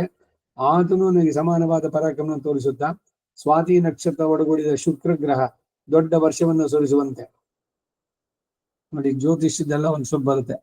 ಸ್ವಾತಿ ನಕ್ಷತ್ರದಲ್ಲಿ ಶುಕ್ರ ಗ್ರಹ, ಶುಕ್ರ ವರ್ಷಾಧಿಪತಿ, ಮಳೆಗೆ ಅಧಿಪತಿಯಾಗಿ ಆದಾಗ ಮಳೆ ಬಹಳ ಜೋರಾಗಿ ಬರುತ್ತೆ. ಹಾಗೆ ವರ್ಷವನ್ನು ಸುರಿಸುವಂತೆ, ಮಳೆಯನ್ನು ಸುರಿಸುವಂತೆ ನನ್ನ ಮೇಲೆ ನಾನಾ ಬಗೆಯ ತೀವ್ರ ಬಾಣಗಳನ್ನು ಕರೆದ. ಅವನು ಭೂಮಿಯನ್ನೆಲ್ಲ ಬೆಳಗುವಂತೆ ಜ್ವಲಿಸುತ್ತಾ ಮತ್ತು ಗರಿಗಟ್ಟಿದ ನನ್ನ ಬಾಣಗಳನ್ನೆಲ್ಲ ನಾನಾ ಕಡೆಗಳಲ್ಲಿ ತನ್ನ ಬಾಣಗಳಿಂದ ತಡೆಯುತ್ತಾ ನನ್ನ ಮೇಲೆಯೂ ಬಾಣ ಸಮೂಹಗಳನ್ನು ಬಿಟ್ಟ. ಆಗ ಮಹಾರಥನಾದ ದ್ರೋಣಪುತ್ರ ಬಿಲ್ಲನ್ನು ಎದುರಿಸೋದಾಗ್ಲಿ ನಾನನ್ನು ಎಳೆದು ಬಿಡೋದಾಗ್ಲಿ ಯಾವುದೊಂದು ಯಾರಿಗೂ ತಿಳಿತಾ ಇರಲಿಲ್ಲ. ಅವನ ಬಾಣಗಳನ್ನು ಎಲ್ಲಿಂದ ತೆಗಿತಾನೋ, ಎಲ್ಲಿ ಸೇರಿಸ್ತಾನೋ, ಹೇಗೆ ಎಳಿತಾನೋ, ಹೇಗೆ ಬಿಡ್ತಾನೋ ತಿಳಿತಾ ಇರಲಿಲ್ಲ. ಎಡಗೈಯಿಂದಲೋ ಇಲ್ಲವೇ ಬಲಗೈಯಿಂದಲೋ ಹೇಗೆ ಅವನ ಬಾಣಗಳನ್ನು ಎಸೆಯುವನು ಎಂಬುದು ಯಾರಿಗೂ ತಿಳಿಯಲಿಲ್ಲ. ತನ್ನ ತಂದೆಯಾದ ದ್ರೋಣಾಚಾರ್ಯನಂತೆಯೇ ಅವನು ನಾನಾ ಕಡೆಗಳಿಂದ ಅತಿ ಆಶ್ಚರ್ಯಕರವಾದ ಮತ್ತು ವಿಚಿತ್ರವಾದ ಬಾಣ ಪ್ರಯೋಗವನ್ನ, ಚಾತುರ್ಯವನ್ನ ತೋರಿಸ್ತಾ ಇದ್ದ. ನೋಡುವರ ಕಣ್ಣುಗಳಿಗೆ ವಿಷವನ್ನು ಎರಚುವಂತೆ ಕ್ರೂರವಾಗಿ, ಶತ್ರುಗಳಿಗೆ ಪ್ರಾಣನಾಶಕವಾಗಿ ಸಮಸ್ತ ದಿಕ್ಕುಗಳನ್ನು ಬಾಣಗಳಿಂದ ಮರೆಸೆತ್ತಿದ್ದ ಅವನ ಧನಸ್ಸು ಅಲಾತ ಚಕ್ರದಿಂದ ಯಾವಾಗಲೂ ಬಗ್ಗಿದಂತೆ ಕಾಣಿಸ್ತಾ ಇತ್ತು. ಕಾರ್ಯತಃ ಬ್ರಹ್ಮ ಬಂದು ಬ್ರಾಹ್ಮಣ ಅಧಮನಾಗಿ ಮಹಾತ್ಮನಿಸಿದ ಆ ಅಶ್ವತ್ಥಾಮ ತನ್ನ ಹಸ್ತವೇಗದಿಂದ ಮೇಲೆ ಮೇಲೆ ಬಾಣ ಪರಂಪರೆಗಳನ್ನು ಓಡಿಸ್ತಾ ಇದ್ದ. ಆಕರ್ಣಾಂತವಾಗಿ ಬ್ರಹ್ಮ ಬಂಧು, ಇದು ವ್ಯಂಗ್ಯದಿಂದ ಉದ್ದೇಶ ಹೇಳಿ ಇದ್ ಮಾಡುವಂತ ಮಾತು. ಬ್ರಾಹ್ಮಣ ಅಧಮ ಅಂತ ಅಶ್ವತ್ಥಾಮನನ್ನ ಯಾಕೆ ಬ್ರಾಹ್ಮಣ ಅಧಮ ಅಂದ್ರೆ, ಬ್ರಾಹ್ಮಣನಿಗೆ ಈ ಯುದ್ಧ ಇದೆಲ್ಲ ಬೇಕಿರ್ಲಿಲ್ಲ. ಅವನ ಪ್ರಧಾನ ಕೆಲಸ ಏನು? ಅಧ್ಯಯನ, ಅಧ್ಯಾಪನ. ಅದಕ್ಕಾಗಿ ಆಕರ್ಣಾಂತವಾಗಿ ಸೆಳೆದು ಬಿಟ್ಟ ಬಾಣ ಸಮಗಳು ವರ್ಷಾಕಾಲದಲ್ಲಿ ಮೇಘದಿಂದ ಸುರಿಯುವ ಮಳೆಯಂತೆ ಅಸಖ್ಯಾತವಾಗಿ ಬೀಳ್ತಾ ಇದ್ದ. ಅವನು ಮೊದಲು ನನ್ನನ್ನ, ಆಮೇಲೆ ಈ ವಾಸುದೇವನನ್ನ 5 ಬಾಣಗಳಿಂದ ಹೊಡೆದ. ನಾನು ಆ ಕ್ಷಣವೇ ಅವನನ್ನು ತೀಕ್ಷ್ಣ ಬಾಣಗಳಿಂದ ಪ್ರತಿಯಾಗಿ ಹೊಡೆದೆ. ಅದರಿಂದ ಅವನ ರಥ ಮುರಿದೋಯ್ತು. ತನ್ನ ರಥೋಪಕರಣಗಳೆಲ್ಲ ಮುರಿದು ಶಸ್ತ್ರ ಅಸ್ತ್ರಗಳೆಲ್ಲ ರಕ್ತದಿಗ್ಧವಾದದನ್ನು ಕಂಡು ವಿರತನಾದ ಅಶ್ವತ್ಥಾಮ ಕರ್ಣನ ರಥ ಸೈನ್ಯದೊಡನೆ ನಡುವೆ ಪ್ರವೇಶಿಸಿದ. ಆಗ ಕೌರವ ಸೈನ್ಯವನ್ನೆಲ್ಲ ನನ್ನಿಂದ ಭಗ್ನವಾಗಿ ಅನೇಕ ಯೋಧರು ಹತರಾದದ್ದನ್ನ, ಗಜ ಸೈನ್ಯಗಳೆಲ್ಲ ಭಯಪಟ್ಟು ಓಡಿದ್ದನ್ನ ನೋಡಿ ಕರ್ಣನ 50 ರಥಗಳೊಡನೆ ವೇಗದಿಂದ ಬಂದು ನನ್ನನ್ನು ಎದುರಿಸಿ ತಡೆದ. ಆದರೇನು, ನಾನು ನಿಮಿಷ ಮಾತ್ರದಲ್ಲಿ ಆ ರಥಗಳನ್ನೆಲ್ಲ ಧ್ವಂಸ ಮಾಡಿ ಕರ್ಣನನ್ನು ಹಾಗೇ ಬಿಟ್ಟು ನಿನ್ನನ್ನು ನೋಡಬೇಕು ಎಂಬ ಆತರಿಂದ ಇಲ್ಲಿಗೆ ಬಂದೆ. ಸಿಂಹವನ್ನು ಕಂಡ ಹಸುಗಳಂತೆ ಈಗಲೂ ಪಾಂಚಾಲರೆಲ್ಲ ಕರ್ಣನಿಗಾಗಿ ಅಂಜಿ ನಡುಗ್ತಾ ಇದ್ದಾರೆ. ಪ್ರಭದ್ರಕರಲ್ಲಿ ಕೂಡ ಅನೇಕರು ಮೃತ್ಯುವಿನ ಬಾಯನ್ನು ಹೊಕ್ಕಂತೆ ಕರ್ಣನನ್ನು ಎದುರಿಸಿ ಹತರಾದ್ರು. ಇನ್ನು ನಾನು ನಮ್ಮ ಸೈನಿಕರನ್ನು ತೊರೆಗೊಳಿಸಿ ಕರ್ಣನನ್ನು ಎದುರಿಸೋದಕ್ಕಾಗಿ ಹೋಗ್ತೇನೆ. ಅದೃಷ್ಟವಶದಿಂದ ನೀನು ಅಪಾಯವಿಲ್ಲದೆ ಸೌಖ್ಯದಿಂದ ಇರೋದನ್ನ ಕಂಡಂತಾಯ್ತು ಅಣ್ಣ. ಆ ಕರ್ಣನ ಮಾತ್ರ ನನ್ನ ಕಣಿಗೆ ಬಿದ್ರೆ ಈಗಿನ ಯುದ್ಧದಲ್ಲಿ ಅವನನ್ನು ತೀರಿಸಿ ಬರ್ತೇನೆ. ಬೇಕಾದ್ರೆ ಈಗೂ ನೀನೂ ಬಂದು ಆ ಕರ್ಣನು ನಾನು ಎದುರಾಗಿ ಯುದ್ಧ ಮಾಡಿದ ಚಮತ್ಕಾರ ನೋಡ್ಬೋದು ಅಣ್ಣ. ಈಗಿನ ಯುದ್ಧದಲ್ಲಿ 6,000 ಮಂದಿ ಪ್ರಭದ್ರಕರು ತಿಮಿಂಗಿಲ ಎಂಬ ಮಹಾಮತ್ಸ್ಯದ ಬಾಯನ್ನು ನುಂಗುವಂತೆ ಕರ್ಣನನ್ನು ಎದುರಿಸಿ ಸ್ವರ್ಗ ಸಾಧನೆಗಾಗಿ ಅವರನ್ನು ಯುದ್ಧಕ್ಕೆ ನಿಂತಿದ್ದಾರೆ. ಅವರನ್ನು ಬಿಡಿಸುವುದಕ್ಕಾಗಿ, ಕರ್ಣನನ್ನು ವಧಿಸುವುದಕ್ಕಾಗಿ ನಾನು ಈಗಲೇ ಹೋಗ್ತೇನೆ. ಇಂದ್ರನು ವೃತ್ರನನ್ನ ಒಡನೆ ಯುದ್ಧಕ್ಕೆ ನಿಂತಂತೆ ಈಗ ನಾನು ಆ ಕರ್ಣನ ಯುದ್ಧಕ್ಕೆ ನಿಂತು ಶತ್ರು ಸೈನ್ಯವನ್ನು ದಹಿಸ್ತೇನೆ. ಈಗಿನ ಸ್ಥಿತಿಯಲ್ಲಿ ನಾನು ಮಾಡಬಹುದಾದದ್ದೇನು? ಆ ಕರ್ಣನನ್ನು, ರಾಜನ ದುರ್ಯೋಧನನ್ನು, ಇನ್ನೂ ನನ್ನನ್ನು ಯುದ್ಧ ಮಾಡಬೇಕೆಂದು ಬರುವ ಇತರನ್ನು ಎದುರಿಸಿ ಜಯಿಸಲು ನನಗೆ ಸಾಧ್ಯ ಉಂಟು. ಹೇ ರಾಜಸಿಂಹ, ಈಗ ನಾನು ಕರ್ಣನನ್ನ ಅವನ ಬಂಧು ಸಹಿತವಾಗಿ ಕೊಲ್ಲದೆ ಹಿಂತಿರುಗಿ ಬಂದ ಪಕ್ಷದಲ್ಲಿ ಬಾಯಿಂದಾಡಿದ ಪ್ರತಿಜ್ಞೆಗೆ ತಪ್ಪಿದವರು ಎಂಥ ಕಷ್ಟಕರವಾದ ಗತಿಯನ್ನು ಹೊಂದುತ್ತಾರೋ ಅಂತ ದುರ್ಗತಿಗೆ ಭಾಗಿಯಾಗ್ತೇನೆ. ಅಣ್ಣ, ನಿನ್ನನ್ನು ಪ್ರಾರ್ಥಿಸ್ತೇನೆ, ನನಗೆ ಜಯ ಆಶೀರ್ವಾದವನ್ನು ಮಾಡಿ ಕಳಿಸಿಕೊಡು. ಅದು ಅಲ್ಲಿ ಧಾರ್ತರಾಷ್ಟ್ರರು ಭೀಮನನ್ನು ನುಂಗಿ ಬಿಡುವ ಆತರದಲ್ಲಿದ್ದಾರೆ. ಈಗ ನಾನು ಹೋಗಿ ಆ ಕರ್ಣನನ್ನ, ಅವನ ಸೈನ್ಯವನ್ನ ಇನ್ನು ಇತರ ಸೈನ್ಯವನ್ನು ತೀರಿಸಿ ಬರ್ತೇನೆ, ನನಗೆ ಅನುಮತಿ ಕೊಡು ಎಂದ. ಇದು 70ನೇ ಅಧ್ಯಾಯ. ಅಷ್ಟಮೈಷಿ ಸಮೇತ ಶ್ರೀ ಕೃಷ್ಣಾಯ ಪರಬ್ರಹ್ಮಣೇ ನಮಃ. ಕರ್ಣ ಇನ್ನೂ ಸಾಯಲಿಲ್ಲ ಎಂಬುದನ್ನು ಕೇಳಿದೊಡನೆ ಧರ್ಮರಾಜನ ಆಶಾ ಭಂಗದಿಂದ ಕುಪಿತನಾಗಿ ಅರ್ಜುನನ ನಿಂದಿಸಿ ಕೃಷ್ಣನ ಕೈಗೆ ಗಾಂಡೀವನ್ನು ಕೊಟ್ಟುಬಿಡು ಅಂತ ಹೇಳಿದ್ದು. ಇಲ್ಲೇನೆ ಗಾಂಡೀವವನ್ನ ಧರ್ಮರಾಜ ಅವಮಾನಿಸಿದ. ಅದಕ್ಕೆ ಇವನೊಂದು ಶಬ್ದ ಮಾಡಿದ್ದ, ನನ್ನ ಗಾಂಡೀವವನ್ನು ಯಾರು ಏನಾರು ಕೆಟ್ಟದಾಗಿ ಹೇಳಿದ್ರೆ ಅವ್ರ ತಲೆ ಹಾರಿಸ್ತೀನಿ ಅಂತ ಹೇಳಿದ್ದ ಅರ್ಜುನ. ಅದು ಒಂದು ಶಬ್ದ ಒಂದು. ಆ ಕಥೆ ಕೇಳಿ ಬಂದಿದ್ದು. ಅಷ್ಟಮೈಷಿ ಸಮೇತ ಶ್ರೀ ಕೃಷ್ಣಾಯ ಪರಬ್ರಹ್ಮಣೇ ನಮಃ. ಹೇ ರಾಜೇಂದ್ರ, ಧೃತರಾಷ್ಟ್ರ, ಕರ್ಣನು ಇನ್ನೂ ಬದುಕಿದ್ದಾನೆ ಎನ್ನುವುದನ್ನು ಕೇಳಿದ್ರೊಡನೆ ಧರ್ಮರಾಜನಿಗೆ ಬಹಳ ಕೋಪ ಉಂಟಾಯಿತು. ತಾನು ಕರ್ಣನ ಬಾಣಗಳಿಂದ ನೊಂದು ಬಂದ ಸಂಕಟದಿಂದ ಅರ್ಜುನನ ಮೇಲೆ ರೇಗಿ ಬಿದ್ದು ಅವನನ್ನು ನಿಂದಿಸಿ ತೊಡಗಿದ. ಫಲ್ಗುಣ, ಇನ್ನೂ ಕರ್ಣನು ಸಾಯ್ಲಿಲ್ವೇ?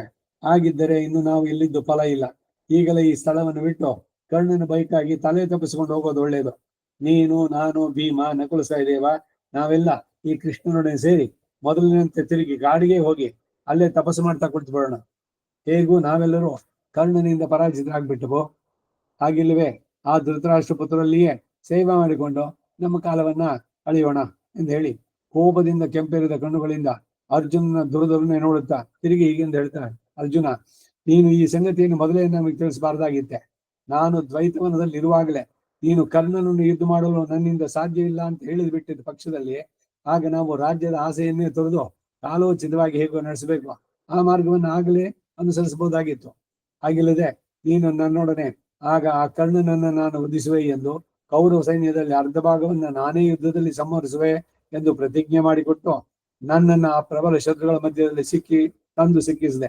ಜಂಬದ ಮಾತುಗಳಿಂದ ನನ್ನನ್ನು ಉಬ್ಬಿಸಿ ಮೇಲಕ್ಕೆತ್ತಿ ಕೊನೆಗೆ ನೆಲಕ್ಕೆ ಹಾಕಿ ತಿಕ್ಬಿಟ್ಟಿಯಲ್ಲ. ಅಯ್ಯೋ ಅರ್ಜುನ, ನೀನು ಸತ್ಯವನ್ನೇ ಅನುಸರಿಸುತ್ತಿದ್ದವನು. ಆ ಕೃಷ್ಣನನ್ನು ಸೇರಿ ನನ್ನ ಮುಂದೆ ಸತ್ಯ ಪ್ರತಿಜ್ಞೆಯನ್ನು ಮಾಡಿಕೊಟ್ಟು ಕೊನೆಗೆ ಸತ್ಯಸಂಧರಾದ ನಮ್ಮ ಸತ್ಯವನ್ನು ವಿಫುಲವನ್ನಾಗಿ ಮಾಡಿಬಿಟ್ಟಲ್ಲ. ಚೆನ್ನಾಗಿ ಬಲಕ್ಕೆ ಬರುವ ಕಾಲದಲ್ಲಿ ಪುಷ್ಪ ಭರಿತವಾದ ವೃಕ್ಷವನ್ನು ಕಡಿದು ಹಾಕಿದೆಯಲ್ಲ. ಎಲ್ಲ ಮೂಢ, ಈಗ ನೀನು ಅನ್ಯಾಯವಾಗಿ ಅಪಕೀರ್ತಿಯಿಂದ ಆವರಿಸಲ್ಪಟ್ಟಂತಾಯ್ತು. ನಿನ್ನ ಮಾತುಗಳು ಒಂದಕ್ಕೂ ಬೆಲೆ ಇಲ್ಲದಂತಾಯ್ತು. ನಿಂದ ಏನು ಒಂದು ಸಂದೇಶ, ಮುಖ್ಯವಾಗಿ ಲೋಕಕ್ಕೆ ಬೇಕಾದ್ದು ಅಂದ್ರೆ ಏನು ಕೆಲಸ ಆಗೋಕ್ ಮೊದ್ಲೇ ಎಲ್ಲ ಹೊಡೆಯಕ್ ಹೋಗ್ಬಾರ್ದು. ನಾನು ಅದ್ ಮಾಡ್ಬಿಡ್ತೀನಿ, ನಾನ್ ಮನಸ್ಸು ಮಾಡೋದು ಇದು ಮಾಡ್ತೀನಿ.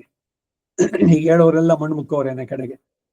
ಕೆಲಸ ಆದ್ಮೇಲೆ ಆಯ್ತು ಅಂತ ಹೇಳ್ಬೇಕೆ ಹೊರತು ಮೊದಲೇನೆ ಎಲ್ಲ ಆಗೋಯ್ತು ಅಂತ ಹೇಳ್ಬಾರ್ದು. ಅದೇನು ಅಂದ್ರೆ ಭಗವಂತನಿಗೆ ಮಾತ್ರ ಸಾಧ್ಯ. ಅವ್ನ್ ಲಂಕೆಗೂ ಹೋಗಿಲ್ಲ, ಸೇತುವೆನೂ ಕಟ್ಟಿಲ್ಲ, ಇಲ್ಲ ಹಾರಿ ಹೋಗೋದು ಇಲ್ಲ. ದೊಡ್ಡದು ಅನೇಕ ಯೋಜನೆ ವಿಸ್ತಾರವಾದ ಸಮುದ್ರ. ರಾವಣನ್ ಕೊಂದ ಮೇಲೆ ತಾನೆ ಅವನ ತಮ್ಮನಿಗೆ ರಾಜ್ಯಾಭಿಷೇಕ ಆಗ್ಬೇಕಾದದ್ದು. ರಾಮ ಲಕ್ಷ್ಮಣನ್ಗೆ ಹೇಳಿದ ಸುಗ್ರೀವನಿಗೆ ಸಮುದ್ರದ ನೀರಿಂದ ಅವನಿಗೆ ಅಭಿಷೇಕ ಮಾಡಿ ತಲೆ ಮೇಲೆ ಒಂದು ಕಿರೀಟ ಇಟ್ಬಿಟ್ಟು ನೀನು ಲಂಕಾಧಿಪತಿ ಅಂತ. ಭಗವಂತನಿಗೆ ಅವನು ಸಾಧ್ಯ, ಅವನು ಸತ್ಯ ಸಂಕಲ್ಪ, ಬೇರೆ ಯಾರಿಗೂ ಅಲ್ಲ. ಕರ್ಮದಿಂದ ಪಡೆದ ಶರೀರ ಯಾರಿಗಿದೆಯೋ ಎಲ್ಲ ದೇವತೆಗಳದು, ಪ್ರತಿಯೊಬ್ಬರದು ಅಷ್ಟೇ. ಇಷ್ಟೇನೆ. ಸೊ ಇದು ಬಹಳ ಮುಖ್ಯವಾಗಿ ಅನ್ಕೋಬೇಕು. ಇಲ್ಲ ನಾನೆಲ್ಲ ಹೋಗ್ಬಿಟ್ರೆ ನಾನು ಪ್ರಾಯೋಪವೇಶ ಮಾಡ್ಬಿಡ್ತೇನೆ. ಎಷ್ಟು ಒಂದು ಸಲಿನ 2 ಸಲಿನ ಜೊತೆಗೆ ಇದ್ದಾನೆ ಸಾಕ್ಷಾತ್ ಭಗವಂತನೇ. ಆದ್ರೂ ಕೂಡ ಇವನಿಗೆ ಈ ಸತ್ವ ರಜ ತಮೋ ಗುಣಗಳ ವೈಪರೀತ್ಯದಿಂದ ಅರ್ಜುನನ ಬಿಹೇವಿಯರ್. ಕರ್ಣ ಇಲ್ದಿದ್ರೆ ಅರ್ಜುನ ಏನು ಬಿಗ್ ಝೀರೋ. ಅಯ್ಯೋ ಕರ್ಣ ಅಲ್ಲ, ಕೃಷ್ಣ. ಕೃಷ್ಣನ ಜೊತೆಯಲ್ಲಿ ಇರುವತ್ತಿಗೆ ಅದೆಲ್ಲ. ಆದ್ರೆ ಕೃಷ್ಣನನ್ನು ಒಂದು ಮಾತು ಕೇಳಿದೆ ತಾನೇ ಶಬ್ದ ಮಾಡ್ಬಿಡೋದು. ಆಮೇಲೆ ರಕ್ಷಣೆ ಯಾರಿಂದ ಆಯ್ತು? ಇದು ಅರ್ಜುನಲ್ಲೂ ಕಾಣೋದು. ಸೊ ಯಾರಿಗೂ ಬಿಟ್ಟಿದ್ದಲ್ಲ ಈ ಅಹಂ, ನಾನು, ನಾನು ಬಿಟ್ಟಿಲ್ಲ, ಇವೆಲ್ಲ ಹೇಳುದಿದೆಯಲ್ಲ ಅದು.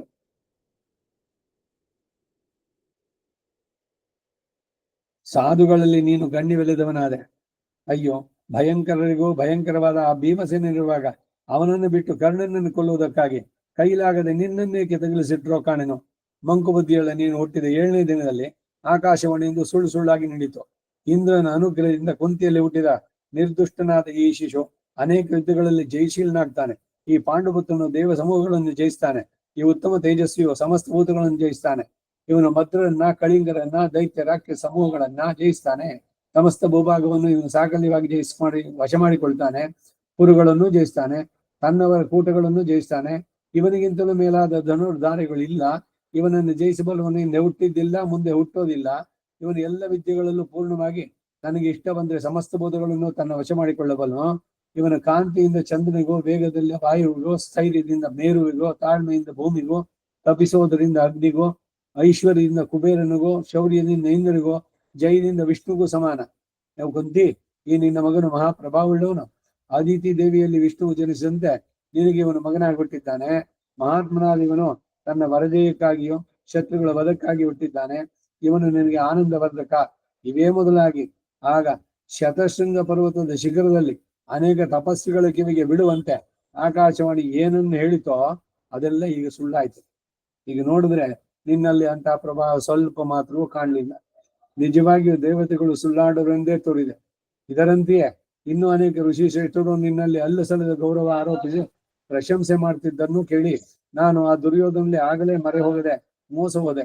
ಸೂತಪುತ್ರನಾದ ಆ ಕರ್ಣನಿಗೆ ನೀನು ಹೀಗೆ ಹೆದರಿ ಓಡಿ ಬರುತ್ತೇನೆ ಅಂತ ನಾನು ತಿಳಿಯದೆ ಹೋದೆ. ಅಯ್ಯೋ ಅರ್ಜುನ, ಸಾಕ್ಷಾತ್ ವಿಶ್ವಕರ್ಮ ನಿಮಿತ್ತವಾಗಿ ನಿಶ್ಶಬ್ದವಾದ ಇರೀಚಿಯುಳ್ಳದ್ದಾಗಿ ಕಪಿಧ್ವಜದಿಂದ ಶೋಭಿತವಾಗಿ ದಿವ್ಯ ರಥವನ್ನೇರಿ ಕುಳಿತೆ. ಸುವರ್ಣ ಚಿತ್ರಿತವಾದ ಖಡ್ಗವನ್ನು ಕೈಯಲ್ಲಿ ಹಿಡಿದೆ. ಕಾಲ ಪ್ರಮಾಣವುಳ್ಳ ಗಾಂಡೀವ ಎಂಬ ದಿವ್ಯ ಧನುಸ್ಸನ್ನು ಕೈಯಲ್ಲಿ ಧರಿಸಿದೆ. ಸಾಕ್ಷಾತ್ ವಾಸುದೇವನನ್ನೇ ಸಾರಥಿಯಾಗಿ ಮಾಡಿಕೊಂಡು ಯುದ್ಧಕ್ಕೆ ಹೋದ ನೀನು ಹೇಗೆ ತಾನೇ ಆ ಕರ್ಣನಿಗೆ ಭಯಪಟ್ಟು ಇಲ್ಲಿಗೆ ಓಡಿ ಬಂದೆ? ನಾನು ಕಾಣೆ. ಬಲಾಢ್ಯನಾದ ಕರ್ಣನ ಮುಂದೆ ನಿಲ್ಲುವುದಕ್ಕಾದ್ರೂ ಅರ್ಜುನಿಗೆ ಶಕ್ತಿ ಇಲ್ಲ ಎಂದು ಹಿಂದೆ ದುರ್ಯೋಧನ ಹೇಳಿದ್ದ. ಬುದ್ಧಿಗೆಟ್ಟ ನಾನು ಅದನ್ನು ನಂಬದೆ ಹೋದೆ. ಅದಕ್ಕಾಗಿ ಈಗ ನಾನು ಸಂಕಟ ಪಡಬೇಕಾಗಿದೆ. ನಮ್ಮ ಅನೇಕ ಮಿತ್ರರು ಇದರಿಂದ ಕಷ್ಟಕ್ಕೀಡಾಗಿ ಪ್ರಾಣವನ್ನು ಬಿಟ್ರು. ಅರ್ಜುನ, ಮೊದಲೇ ನೀನು ಕರ್ಣನೊಡನೆ ಯುದ್ಧಕ್ಕೆ ನಿಲ್ಲಲಾರೆ ಎಂದು ಹೇಳಿಬಿಡಬಾರ್ದಾಗಿತ್ತೆ. ಆಗ ನಾನು ಸಂಜಯ, ಕೇಕಯ ಮುಂತಾದ ನಮ್ಮ ಇಷ್ಟ ಮಿತ್ರರೊಬ್ಬರನ್ನ ಯುದ್ಧಕ್ಕಾಗಿ ಕರೆಸ್ತಾನೆ ಇರಲಿಲ್ಲ. ಅಯ್ಯೋ, ಈಗಿನ ಸ್ಥಿತಿಯಲ್ಲಿ ನಾನು ಏನನ್ನು ತಾನು ಮಾಡಬಲ್ಲೆ? ಆ ಕರ್ಣನನ್ನಾಗ್ಲಿ ದುರ್ಯೋಧನನ್ನಾಗ್ಲಿ ನಮ್ಮನ್ನು ಎದುರಿಸ್ತಕ್ಕಂಥ ಇದರ ವೀರನ್ನಾಗ್ಲಿ ನಿಗ್ರಹಿಸುವುದಕ್ಕೆ ಇನ್ನು ಮೇಲೆ ಹೇಗೆ ತಾನೇ ಶಕ್ಯ? ಕೃಷ್ಣ, ಆ ಕರ್ಣನಿಗೆ ಸರಿಯಾದ ಮೇಲೆ ಇನ್ನು ನಾನು ಬದುಕಿ ಫಲ ಏನು? ಈ ನನ್ನ ಜನ್ಮವನ್ನು ಸುಡಬೇಕಲ್ವೇ? ನಮ್ಮನ್ನು ಯುದ್ಧೋತ್ಸಾಹದಿಂದ ಬಂದು ನಿಂತಿರುವ ದುರ್ಯೋಧನೇ ಮೊದಲಾದ ಎಲ್ಲಾ ಕೌರವರ ಕಣ್ಣಿದ್ರಾಗಿ ನಾನು ಆ ಕರ್ಣನಿಗೆ ಸಿಕ್ಕಿ ಬಿದ್ದು ಬದುಕಬೇಕೆ? ಈಗ ನನಗೆ ಆ ಭೀಮಸೇನೊಬ್ಬನೇ ದಿಕ್ಕು. ಯುದ್ಧದಲ್ಲಿ ನನಗುಂಟಾದ ಮಹಾಭಯವನ್ನ ಅವನೇ ತಪ್ಪಿಸಿದ. ನನ್ನನ್ನು ಅಪಾಯದಿಂದ ತಪ್ಪಿಸಿದ್ದಲ್ಲದೆ ಒಡನೆಯ ಕೋಪದಿಂದ ಕರ್ಣನನ್ನು ಎದುರಿಸಿ ತೀವ್ರ ಬಾಣಗಳಿಂದ ಅವನನ್ನು ಹೊಡೆದ. ಅವನ ಪ್ರಾಣದ ಸೇನೆ ಬಿಟ್ಟು ಗದಾಪಾಣಿಯಾಗಿ ಮುಂದೆ ನುಗ್ಗಿ ರಕ್ತದಿಂದ ತೊಯ್ದ ಮೈ ಬೀಳುವನಾಗಿ ಪ್ರಳಯ ಕಾಲದಲ್ಲಿ ಲೋಕನಾಶಕ್ಕಾಗಿ ಹೊರಟ ಕಾಲಾಂತಕನಂತೆ ಯುದ್ಧದಲ್ಲಿ ಸಂಚರಿಸುತ್ತಾ ಒಂದಾಗಿ ಗುಂಪುಗೂಡಿ ಬಂದ ಕೌರವರನ್ನೇ ಹೋರಾಡಿದ. ಅದೋ ಈಗಲೂ ಅಲ್ಲಿ ದಾಟ್ರಾಟ ಕಿವಿಯನ್ನು ಭೇದಿಸುವಂತೆ ಭೀಮಸೇನನ ಭಯಂಕರವಾದ ಕೂಗು ಬಾರಿ ಬಾರಿ ಕೇಳುತ್ತೆ. ಅರ್ಜುನ, ಅನೇಕ ಮಹಾರಥರನ್ನು ಯುದ್ಧದಲ್ಲಿ ಕೊಂದ ನಿನ್ನ ಮಗನಾದ ಅಭಿಮನ್ಯುವಾದ್ರು ಈಗ ಜೀವಿಸಿದ್ರೆ ನನಗೆ ಇಂತಹ ಪರಾಭವ ಉಂಟಾಗ್ತಾ ಇರಲಿಲ್ಲ. ಭೀಮಪುತ್ರನಾದ ಘಟೋತ್ಕಚನಾದ್ರೂ ಈಗ ಜೀವಿಸಿದ್ದಿದೆ, ನನಗೆ ಈ ಗತಿ ಉಂಟಾಗ್ತಾ ಇರಲಿಲ್ಲ. ಅವನು ಮಹಾಸ್ತ್ರಗಳನ್ನು ಬಲ್ಲವನು, ಪರಾಕ್ರಮದಲ್ಲಿ ತಂದೆಗೆ ಸಾಟಿಯದವನು. ಆ ಘಟೋತ್ಕಚನು ಇದಾಗಿ ಬಂದು ನಿಂತೋಡ್ನೆ ನಮ್ಮ ಶತ್ರು ಸೈನ್ಯವೆಲ್ಲ ಭಯದಿಂದ ನಡುಗಿ ಅವನನ್ನ ಕಣ್ಣು ತೆರೆದು ನೋಡುವುದಕ್ಕೂ ಸಾಧ್ಯವಿಲ್ಲದೆ ಕಣ್ಣು ಮುಚ್ಚದಂತೆ ಇತ್ತು. ಆ ಘಟೋತ್ಕಚನು ತಾನು ಏಕಾಕಿಯಾಗಿ ರಾತ್ರಿ ಯುದ್ಧವನ್ನು ನಡೆಸಿದಾಗ ಅನೇಕರ ಭಯದಿಂದ ರಣರಂಗವನ್ನು ಬಿಟ್ಟೋಡಿದ್ರು. ರಾತ್ರಿ ಯುದ್ಧದಲ್ಲಿ ಆ ಮಹಾನುಭಾವನು ಕರ್ಣನನ್ನು ತನ್ನ ಬಾಣಗಳಿಂದ ಮಂಕು ಹಿಡಿದಂತೆ ಮಾಡಿದ್ದ. ಆದರೇನು, ಕರ್ಣನು ಎದೆಗೊಂದದೆ ತನ್ನಲ್ಲಿದ್ದ ಇಂದ್ರತತ್ವವಾದ ಶಕ್ತಿಯಿಂದ ಆ ಘಟೋತ್ಕಚನನ್ನು ಕೊಂದುಬಿಟ್ಟ. ಅವನು ಜೀವಿಸಿದ್ರೆ ನಾನು ಈ ಯುದ್ಧದಲ್ಲಿ ಗಾಯಪಟ್ಟು ಹಿಂದಿರುಗಬೇಕಾಗಿರಲಿಲ್ಲ. ಮಾಡೋದೇನು, ನಾನು ಮಾಡಿದ ಪ್ರಾರಬ್ಧ ಕರ್ಮದಿಂದ ಈ ಅವಸ್ಥೆಗೆ ಈಡಾದೆ. ಹಿಂದೆ ನಾನು ಮಾಡಿದ ಪಾಪಕ್ಕೆ ಈಗ ಯುದ್ಧದಲ್ಲಿ ತಕ್ಕ ಫಲವನ್ನು ಅನುಭವಿಸಿದೆ. ದುರಾತ್ಮನಾದ ಕರ್ಣ ಯುದ್ಧದಲ್ಲಿ ನಿನ್ನನ್ನು ಹುಲ್ಲಿಗಿದ್ದಲು ಕಡೆ ಮಾಡಿ ನನ್ನನ್ನು ಈ ಪರಾಭವಕ್ಕೆ ಈಡು ಮಾಡಿದ. ನಾನು ಅಶಕ್ತನಂತೆಯೋ ದಿಕ್ಕಿಲ್ಲದವನಂತೆಯೋ ಅವನಿಂದ ಓಡಿಸಲ್ಪಟ್ಟೆ. ಆಪತ್ತಿನಲ್ಲಿ ಸಿಕ್ಕಿದಾಗ ಬಿಡಿಸುವ ಮನುಷ್ಯನ ಅವನೇ ಬಂದು ಆಪದ್ ಬಾಂಧವನೋದಕ್ಕೆ ಅವನೇ ನಿಜವಾದ ಪ್ರೀತಿ ಉಳ್ಳವನು ಎಂದು ಪುರಾತನ ಮಹರ್ಷಿಗಳು ಹೇಳಿದ್ದಾರೆ. ಸತ್ಪುರುಷರಿಂದ ಅನುಸಲ್ಪಡತಕ್ಕಂಥ ಧರ್ಮವೂ ಕೂಡ ಇದೆ. ಅರ್ಜುನ, ಚಿನ್ನದ ಈಳುಳ್ಳ ದೊಡ್ಡ ಕತ್ತಿಯನ್ನು ಕೈಲಿ ಹಿಡಿದಿರುವೆ, ಕಾಲ ಪ್ರಮಾಣದ ಗಾಂಡಿಯು ಧನಸ್ಸನ್ನು ಹೊತ್ತಿದ್ದೀಯೆ. ಕೃಷ್ಣನನ್ನ ನಿನ್ನ ಸಾರಥ್ಯಕ್ಕಾಗಿ ಇಟ್ಕೊಂಡೆ. ಇಂತಹ ನೀನು ಆ ಕರ್ಣನಿಗೆ ಹೆದರಿ ಹೇಗೆ ತಾನೇ ರಣದಂಗಿತ ಓಡಿ ಬಂದೆ? ಈಗಲೂ ಈ ನಿನ್ನ ಗಾಂಡಿವನ್ನು ಕೃಷ್ಣನ ಕೈ ಕೊಟ್ಟು ಬಿಡು. ಕೃಷ್ಣನಿಗೆ ನೀನು ಸಾರಥಿಯಾಗಿ ಕಡಿವಾಳಗಳನ್ನು ಹಿಡಿದು ರಥವನ್ನು ನಡೆಸು. ವಜ್ರಪಾಣಿಯಾದ ಇಂದ್ರನ ವೃತ್ರನನ್ನು ಕೊಂದಂತೆ ಕೃಷ್ಣನೇ ಕರ್ಣನನ್ನು ನಿಗ್ರಹಿಸಿ ನಮ್ಮನ್ನು ಉದ್ಧರಿಸ್ತಾನೆ. 5ನೇ ತಿಂಗಳಲ್ಲಿಯೇ ನೀನು ಕುಂತಿಯ ಗರ್ಭದಿಂದ ಬಿದ್ದು ಹೋಗಿದ್ರೆ ಅಥವಾ ನೀನು ಕುಂತಿಯ ಗರ್ಭದಲ್ಲಿ ಬೆಳೆಯದೇ ಇದ್ದಿದ್ರೆ ಆಗ ನನಗಿಂತಲೂ ನೀನು ಮೇಲಾದ ರಾಜಕುಮಾರ ಎನಿಸಿದ್ದೆ. ಆಗ ನಿನಗೆ ಫಲ್ಗುಣ ಎಂಬ ಪ್ರಖ್ಯಾತಿಯು ಕೆಟ್ಟು ಹೋಗ್ತಾ ಇಲ್ಲ ಎಂದ. ಕೃಷ್ಣ ಕಪಟ ನಾಟಕ ಸೂತ್ರಧಾರಿ. ಧರ್ಮರಾಜನನ್ನ ಸಮಾಧಾನ ಮಾಡಕ್ ಬಂದ್ನೋ ಇಲ್ಲ ಇವನನ್ನ ಕೆರಳಿಸ್ಬೇಕು ಅಂತ ಬಂದಿದ್ದ ಅರ್ಜುನನನ್ನ. ಎಲ್ಲ ಸಂದರ್ಭದಲ್ಲೂ ಅಷ್ಟೇ ಅವನಿಗೆ ಏನೋ ಒಂದು ಸಾತ್ಕಾರನರು, ಅಯ್ಯೋ ಇನ್ನೂ ಮಾಡೋಣ ಅಂತ. ಇಷ್ಟೆಲ್ಲ ಅಸ್ತ್ರ ಶಸ್ತ್ರಗಳು ಎಲ್ಲ ತಿಳಿದಿದ್ದು ಎಲ್ಲ ಆಗಿತ್ತಲ್ಲ, ಯಾಕೆ ಅವನು ಉಪಯೋಗಿಸಿಲ್ಲ? ಈಗ ಯಾರು ಚುಚ್ಚಿ ತಿರುಗಿಸಿ ಮಾಡಿದ್ರೇನೆ ಬರ್ಬೇಕು ಆ ರೀತಿ. ಇಲ್ಲಿಗೆ 71ನೇ ಅಧ್ಯಾಯ. ಅಷ್ಟಮಹಿ ಸಮೇತ ಶ್ರೀ ಕೃಷ್ಣಾಯ ಪರಬ್ರಹ್ಮಣೇ ನಮಃ. ಅರ್ಜುನನು ಧರ್ಮರಾಜನ ಕಠಿಣ ವಾಕ್ಯಗಳನ್ನು ಕೇಳಿ ಸಹಿಸಲಾರದೆ ಅವನನ್ನು ಕೊಲ್ಲೋದಕ್ಕಾಗಿ ಕತ್ತಿಯನ್ನೆತ್ತಿದಾಗ ಕೃಷ್ಣನ್ ಅವನಿಗೆ ಸಕಾರಣವಾಗಿ ಸಮಾಧಾನವನ್ನು ಹೇಳಿ ತಡೆದದ್ದು. ಗಾಂಡೀವನ್ನ ಇದು ಮಾಡಿದ್ದಕ್ಕೆ ಅಣ್ಣನ ಬಗ್ಗೆ ಗೌರವ ಇತ್ತು, ಆದ್ರೆ ಇವನು ಶಪಥ ಮಾಡಿದ್ನಲ್ಲ, ಅದಕ್ಕಾಗಿ ತನ್ನ ಅಣ್ಣ ಅನ್ನೋದು ಮರೆತು ಅವನನ್ನೇ ಕೊಂದು ಬಿಡ್ತೀನಿ ಅಂತ ಅರ್ಜುನ ಧರ್ಮರಾಜನ ಮೇಲೆ ಕತ್ತಿಯನ್ನು ಎತ್ತಾನೆ. ಅದೇನು ಅನ್ನೋದನ್ನ ಮುಂದಿನ ವಾರ ನೋಡೋಣ. ವಸುದೇವ ಸುತಂ ದೇವಂ ಕಂಸ ಚಾಣೂರಮರ್ಧನಂ ದೇವಕೀ ಪರಮಾನಂದಂ ಕೃಷ್ಣಂ ವಂದೇ ಜಗದ್ಗುರುಂ ಕವಿತಾರ್ಕಿಕ ಸಿಂಹಾಯ ಕಲ್ಯಾಣ ಗುಣಶಾಲಿನೇ ಶ್ರೀಮತೆ ವೆಂಕಟೇಶಾಯ ವೇದಾಂತ ಗುರವೇ ನಮಃ. ವಾದಿತ್ಯ ಶಿರೋಭಂಗ ಪಂಚಾನ್ನ ಪರಾಕ್ರಮ ಶ್ರೀಮಾನ್ ವೆಂಕಟನಾಥಾರ್ಯ ಸ್ಥಿರಂ ವಿಜಯತಾಂ ಭವಿ. ಶ್ರೀಮತೆ ನಿಗಮಾಂತ ಮಹಾದೇಶಿಕಾಯ ನಮಃ. ಸರ್ವಂ ಶ್ರೀ ವಾಸುದೇವಾರ್ಪಣಮಸ್ತು.